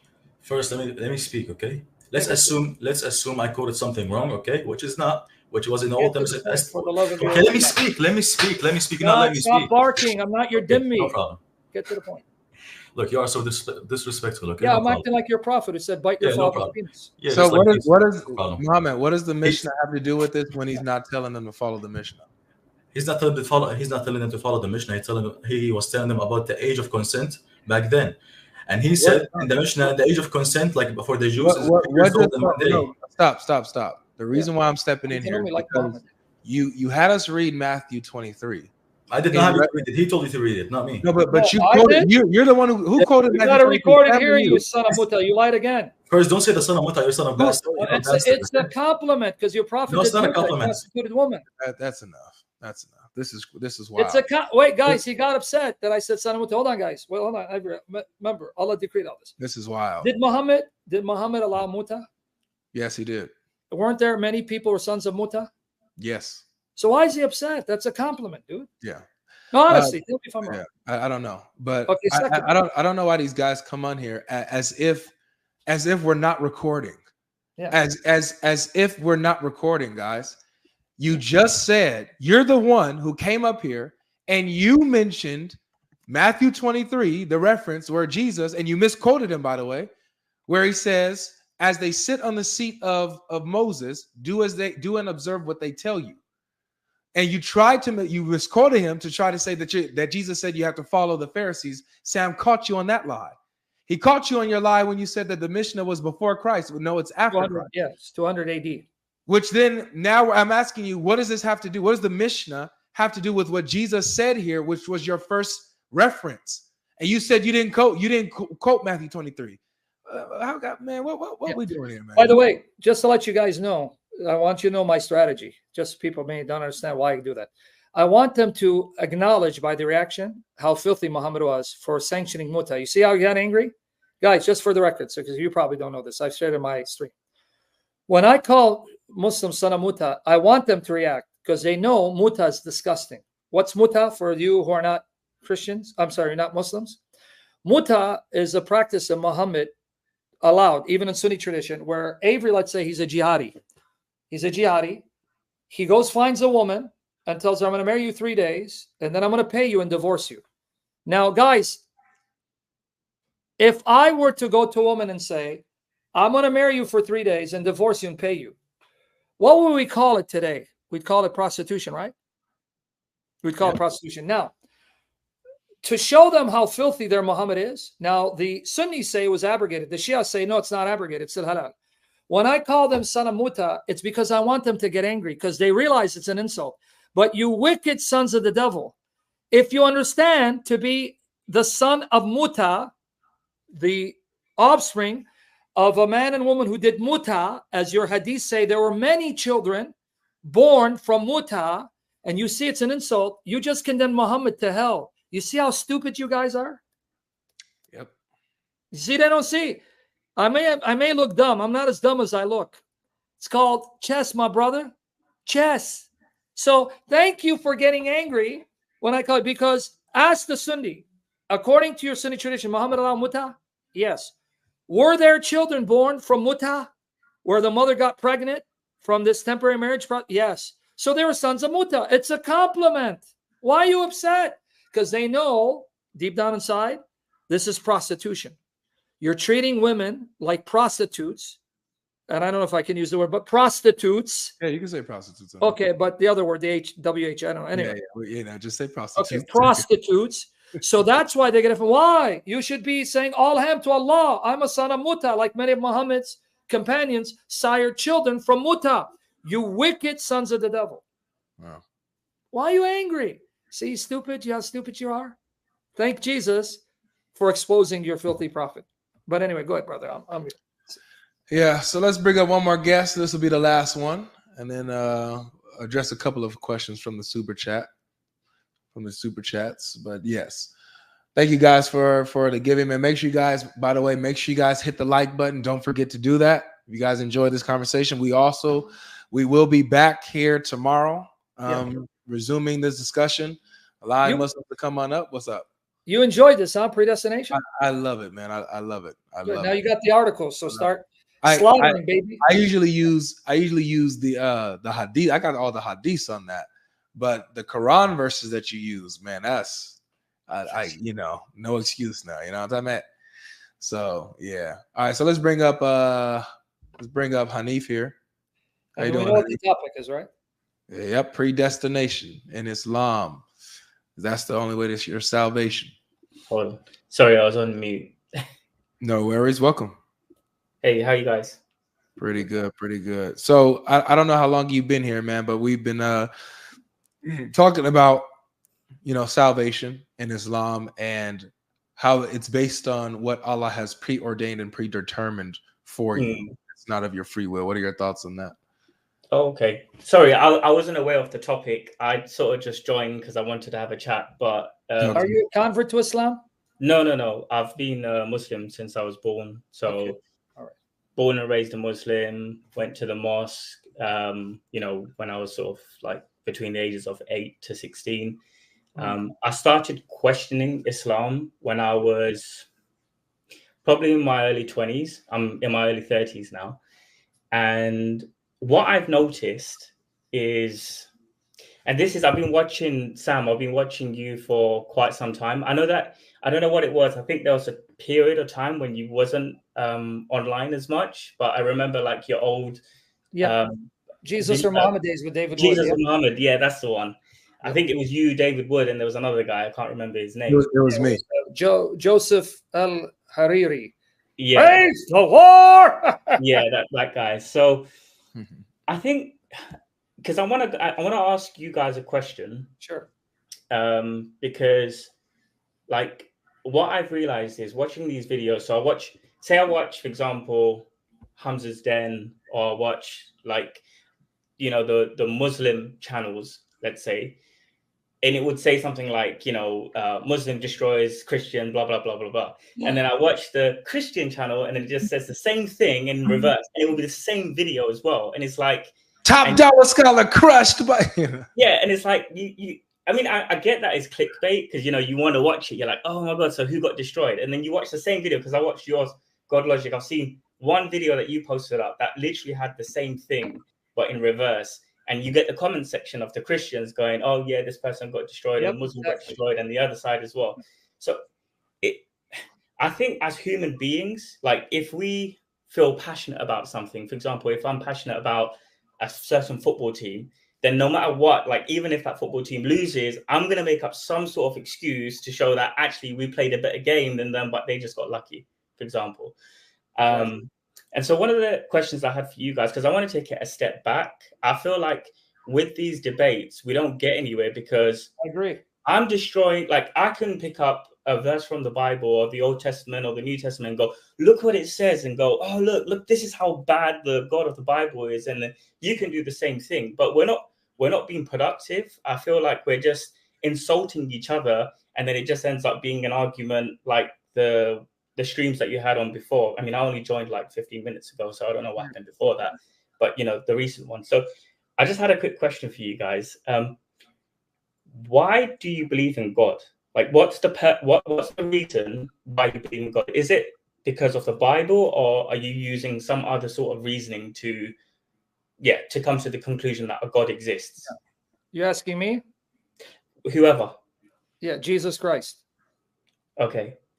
I mean, so would you say that if the Bible didn't exist, you'd still believe in God, or you wouldn't believe in God? I mean, yes, I would believe there's a God, but I wouldn't know who he is. But you're asking me, why do I believe in God? Well, I believe in the God of the Bible, God revealed in Jesus, because of Jesus Christ.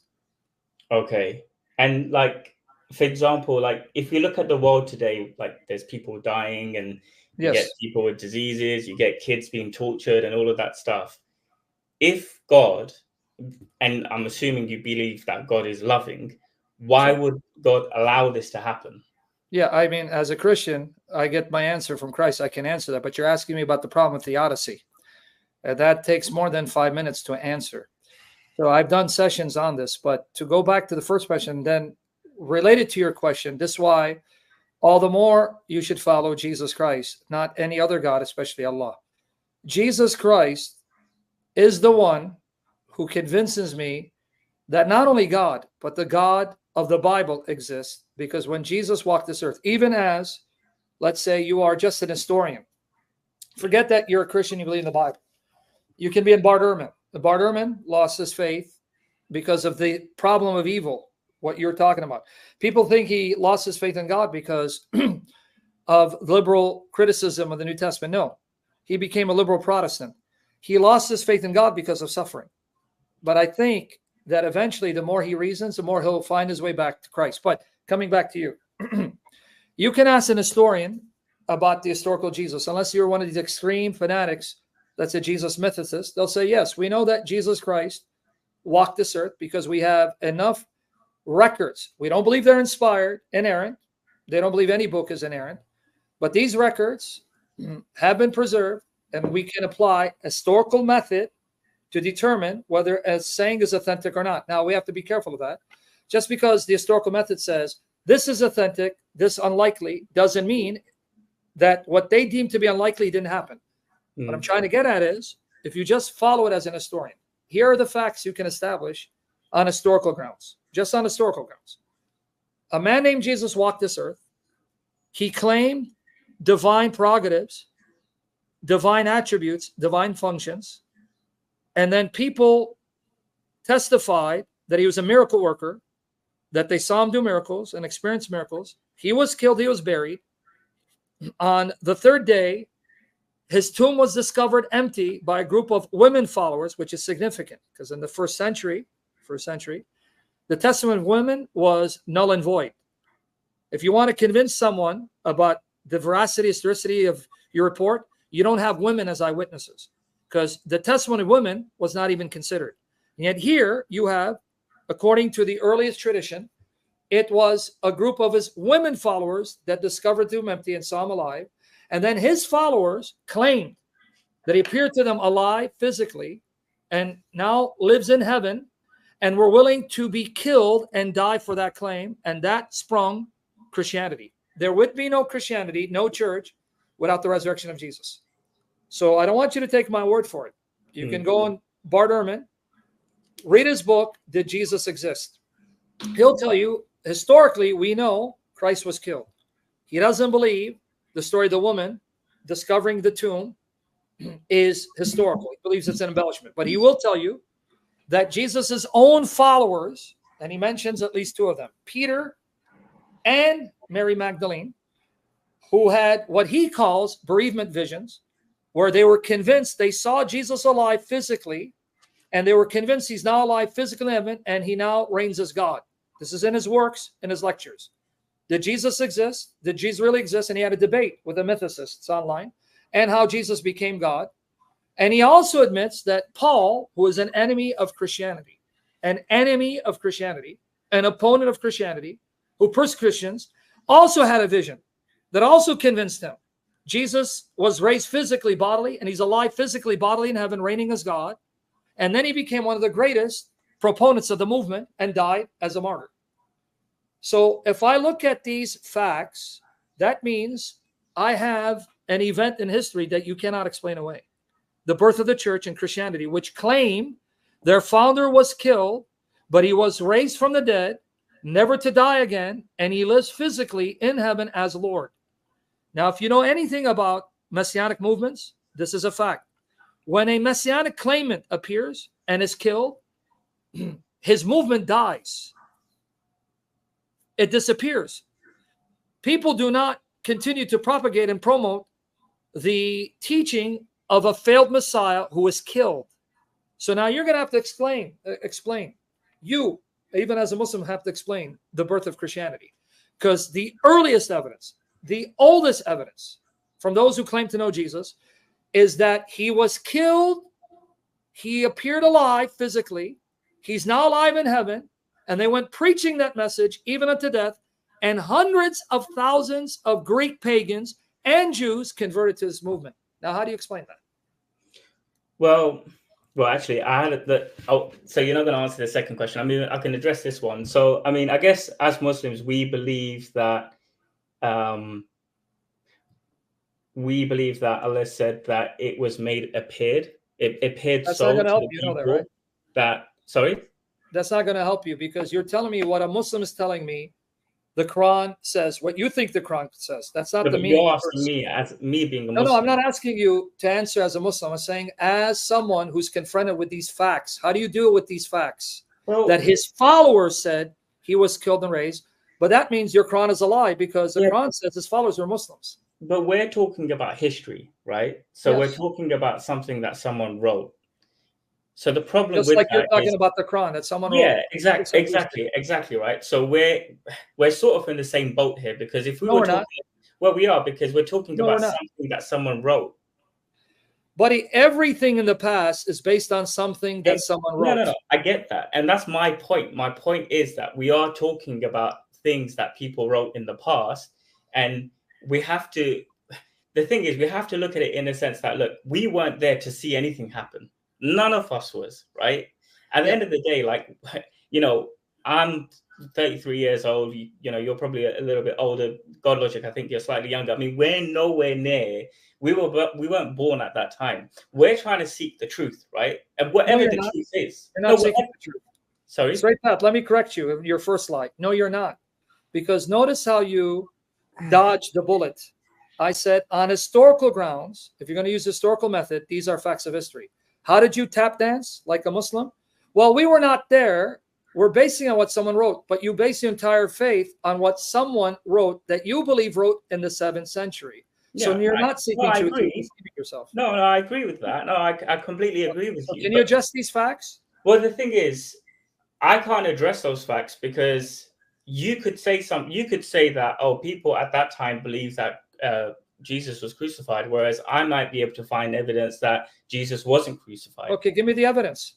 I can go and find evidence to. No, you can't. Not in the 1st century. You can't. That's a lie. See, again, you're dodging the bullet. It's a lie. There is no 1st century sources, even admitted by skeptical scholars. So you didn't hear anything I said. It is a lie what you're telling me, and you may be saying it in ignorance. There isn't any 1st century sources that say Christ was not killed by crucifixion. Either you're saying it in ignorance or you're lying to me.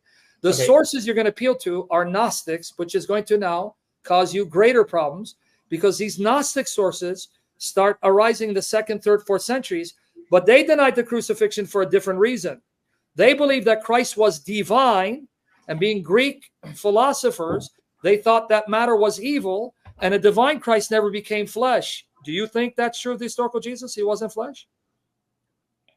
Sorry, say that again. Okay, let's try this again to see if you're seeking truth. Because no, I'm going to be honest with you. You're lying to me, because I'm going to see how you're going to answer this question. Someone seeking the truth doesn't dodge the bullet. Okay. There are no 1st century sources that say that Jesus was not killed. That's number one. Number two, the sources that you're going to appeal to are Gnostic sources from the 2nd, 3rd, 4th centuries, not 1st century accounts. Even Bart Ehrman, who doesn't believe Matthew wrote Matthew, Mark wrote Mark, Luke wrote Luke, John wrote John, he'll tell you, whoever the writers were, these are 1st century sources. And our earliest source is Mark, and then Paul is earlier, and these are 1st century sources. I'm giving you what you can establish on textual, historical, archaeological grounds. If you were to find someone to me who said Jesus was crucified, you'd be quoting 2nd, 3rd, 4th century sources from Greeks who converted to Christianity, who believed that Christ was divine, meaning God, one of the gods, and as a divine being, he would never become flesh, because they believed matter was evil, so that Christ did not have a body that can be killed. So what are you talking about? You cannot give me any source that says Christ was not killed. Okay, so I mean, I'm not like going against what you're saying. Obviously, I'm going to research into this. Are you saying that is the New Testament, so the first four books, I think, are they the only books that say that Jesus was crucified, or is there anything outside of the Bible? Okay, number one, you're assuming that the New Testament collection of books was one volume. Do you know these are independent documents that circulated independently? So what you have in New Testament is a collection of books written by different people at different time.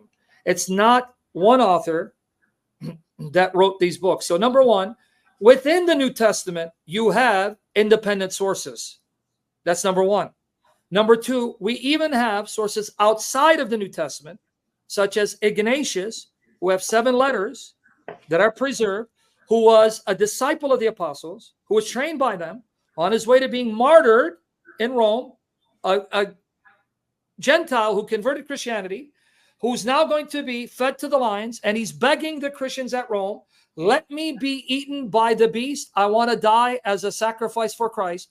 And as an eyewitness through the disciples who taught him, he says, Christ was killed, Christ has been raised, Christ is alive, Christ is God, and he's a son of God. And that's a source outside of the New Testament. You want me to give you Polycarp? You want me to give you Justin Martyr? How many you want me to give you? Tacitus?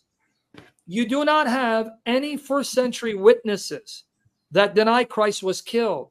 So when you come and tell me, well, everything we believe in is based on what someone wrote. Okay, so what are you arguing? We should be agnostic? Then why are you a Muslim? No, so look, if I believe that the Quran's from God and it states that, yes, he was appeared to, to be killed in front of people, then you're misinterpreting the verse. You know that, right? Sorry? You're even misinterpreting to the people. You're misinterpreting 4:157 of the Quran. That's not what it says. That's what your interpretation by later tradition says. It did not say he wasn't killed. It says they neither crucified him, nor they neither killed him nor crucified. It appeared unto them. It appeared unto who? The Jews. Do you understand the language of the Quran? What that means? But so if it appeared to the Jews, if it appeared to the people that were trying to crucify him, then of course, then people would say he was crucified. Even his own disciples, So we're Muslims according to the Quran? Sorry? Even his own disciples who preached that he was killed? But you don't have collections of what Here we go back. See, that's why I say you're a liar and you're not seeking the truth. We do have writings from the contemporaries of the apostles. I just mentioned Ignatius, a disciple of the apostles. That's why I said you're a liar. You're not looking for truth. Stop lying, man. I just told you Ignatius, a disciple of the apostles who was trained by Peter, Paul, and John, who said Christ was killed and raised. Why are you lying to me? No, I'm not lying. I don't know anything about these sources. Can you now apologize for saying we don't have sources from the apostles when we have writings from the apostles like Paul and their disciples like Ignatius? I just mentioned them. Okay. So let me ask you the question which you dodged again. Let's see if you're going to play dodgeball again with me. According to chapter 3, verse 52 of the Quran and 5:111, it says that Jesus's followers were Muslims, but those Muslims taught Jesus was killed. So who made it look to them that Jesus was killed? Who made it look to them that Jesus? That's what you're quoting, 4:157. You don't even know what you're quoting to me. Yeah. It says it was made to appear to them, which it doesn't mean what you think, but I'm going with your interpretation. Let's go with your interpretation. It was made to appear as if Jesus was killed, but the ones who preach he was killed are the disciples. So who made that appear to them, who are Muslims, that Jesus was killed and raised? I'll need to check to see whether the disciples did preach that he was killed. Okay, good night, brother. God bless you. Thank you for your time. We'll talk to you again. Take care. Okay. Bye. There you go. All right. Well, with that being said, we are at the 3-hour mark. Man, good work, huh? Well, thank you, brother. And brother, I mean it. Guys, I mean this from my heart. I pray in Jesus' name I finish the race with integrity. I glorify Christ and he forgive me for my failures. And I finish with integrity. And I pray God bless this man. I pray God bless Adam Seeker. I pray God bless Chris Claus. There's so many of you. If I don't name you, don't think it's... I pray God bless the Syrian guy, Albie, which, by the way, I'll be doing a stream with him. I'm blocked from YouTube. I'm on Rumble for now for 2 weeks. Lord will, I'll be back on YouTube. So if you want to find me live later with Albie on TikTok, airing it from my Rumble page, Facebook, check me out. I pray God will use Albie. I said Adam Seeker, J.Paul, all of you, and make you lions filled with spirit and provide all your finances, because I'm proud of you guys. You're the next generation. You're better than us. May we decrease and Jesus increase. And I really want you to keep doing it till you die, until the Lord returns, brother. You're alive. Man, yeah. Thank you so much for coming through. Guys, we will be back here tomorrow, 5 p.m. Eastern Standard Time. Rocking out, man. Me and Sam together. Before you hang up, they want my Rumble page. Someone just asked for it. Here it goes. Sorry. Yeah, they're putting it all in the chat too, like the mods. Oh, they did? Okay, you guys put it in the Yeah, but do it again if you need to. All right, you got it. Okay, they got it right there. I'll be back in a few hours, but love you. So tomorrow, was Muhammad certain of his salvation? All right, perfect. All right, we got just hold on, just a couple questions from the super chats that I wanted to get to. So we have Aman. Oh. Yeah. It's the same one. How many times have you answered? How many times I've answered it? Probably 1,000 times, man. Now, is he a Christian brother? I'm not sure, but I mean, he gave a super chat, so I'm assuming so. Yeah. Well, you want to answer it, or do you want me to give you, because I don't know how you answer it. I don't want to go against what you said. Well, no, go. I've leaned towards more that this is textual variant. That's yes, exactly. Yeah. The fact is, guys, these have been addressed 5 million times. In fact, on my blog, I uploaded a work that Jay Smith and company did where they answered supposedly 101 contradictions in the Bible that was produced by Shibra Ali. Everything is hand copied. Okay, let me real quickly, because I know this brother has got to go. So real quickly, everything is hand copied prior to the printing press. People copy by hands. Now, if you don't know this about Hebrew, biblical Hebrew does not have numbers. I don't know if you know this. Biblical Hebrew, numbers are represented by the letters of the alphabet. So Aleph is 1, right? So there's 22 Hebrew letters. Tav, or Tau, because today they say Tau, that would be number 22. When you are copying without spell checker, without electricity, using pen and paper, and very poor conditions, you can misread a letter for another number. So you may look at a copy, it may even have a smudge, or you may not see it clearly, and it looks like a 22 or looks like a 42, but because you think you're seeing the right number, you copy it in your manuscript. So this is how we know that these are what we call transcriptional errors, but we have enough copies to tell us what the age is. It's 22. Exactly. So secondly, this is actually an argument for the preservation of the Bible. How? Think about it. If the scribes are corrupting the Bible, and then you have scribes who'll notice these discrepancies, and they did, then it would be easy for them to change the discrepancies instead of leaving these discrepancies intact and weaponizing you enemies of the gospel to try to attack the authenticity of the scriptures. It actually backfires. It shows you they did their best to preserve what they believed was there before them, and they trusted what was before them was an accurate copy of the original. Anyway. Right. Amen. So I hope that answers you guys' question. I might actually or you guys can go ahead and clip this section out and just push it and make it go viral whenever they're asking about Ahaziah's age, because Uthman's going to keep using it no matter how many times we answer it. And so you guys are going to keep getting these questions because all Muslims do is parrot and repeat. So you guys could just copy this video, paste it, post it on your channels, do whatever you want with it. All right. We should turn the tables. One day do the irrefutable, irreconcilable contradictions of the Quran to bury it, their argument. Yeah, that'd be dope. Yeah, exactly. All right, guys. Spam says, God bless you guys. God bless you too. Thank you guys for showing up. If you haven't done it already, make sure you hit the like button. Sam said he's going to be live in a few hours on Rumble. So the moderator. I'll be on his TikTok. So. Oh, and you'll be on Albie's TikTok tonight. Yeah, that's right. Okay, cool. So he'll be on TikTok live tonight, on Albie's live, and he'll be on Rumble as well. So make sure you guys tune in to that. We will be back here tomorrow, running it back again, and then, Lord willing, the day after that. So keep us in your prayers. Keep us, pray for our health, pray for our humility, pray for our obedience, pray for our diligence. All right? And may we be strong in the Lord to continue to be used as mouthpieces. By the way, guys, yesterday, a Muslim came to Christ. I spoke with him a day before. His name's Nathan, and he actually... The very next day, he came up back on the live and just said, you know what, I see that Islam is false, and I gave my life to the Lord last night, and Amen. This is the truth. So, brother, he just reached out to me on Skype. Oh, he did? Yeah, so I guess he has some questions. So glory to God. I didn't know, because he told me he has questions, but it's not a debate. I didn't know he is. So thank you for mentioning it. Yeah, I don't know if I don't think that's the same Nathan. That's not the same Nathan. Sure. That dude was a little different, but yeah, because that Nathan dude said he's still so that's a different guy. Okay. Yeah, but the guy I'm talking about is completely different. He's full on Christian now. So all glory to God. But yeah, all right, guys.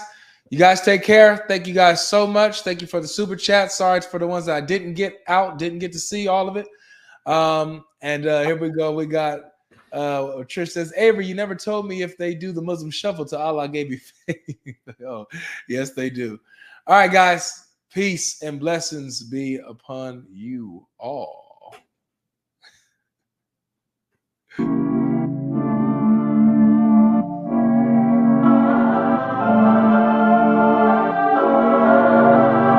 Oh my God. Logic.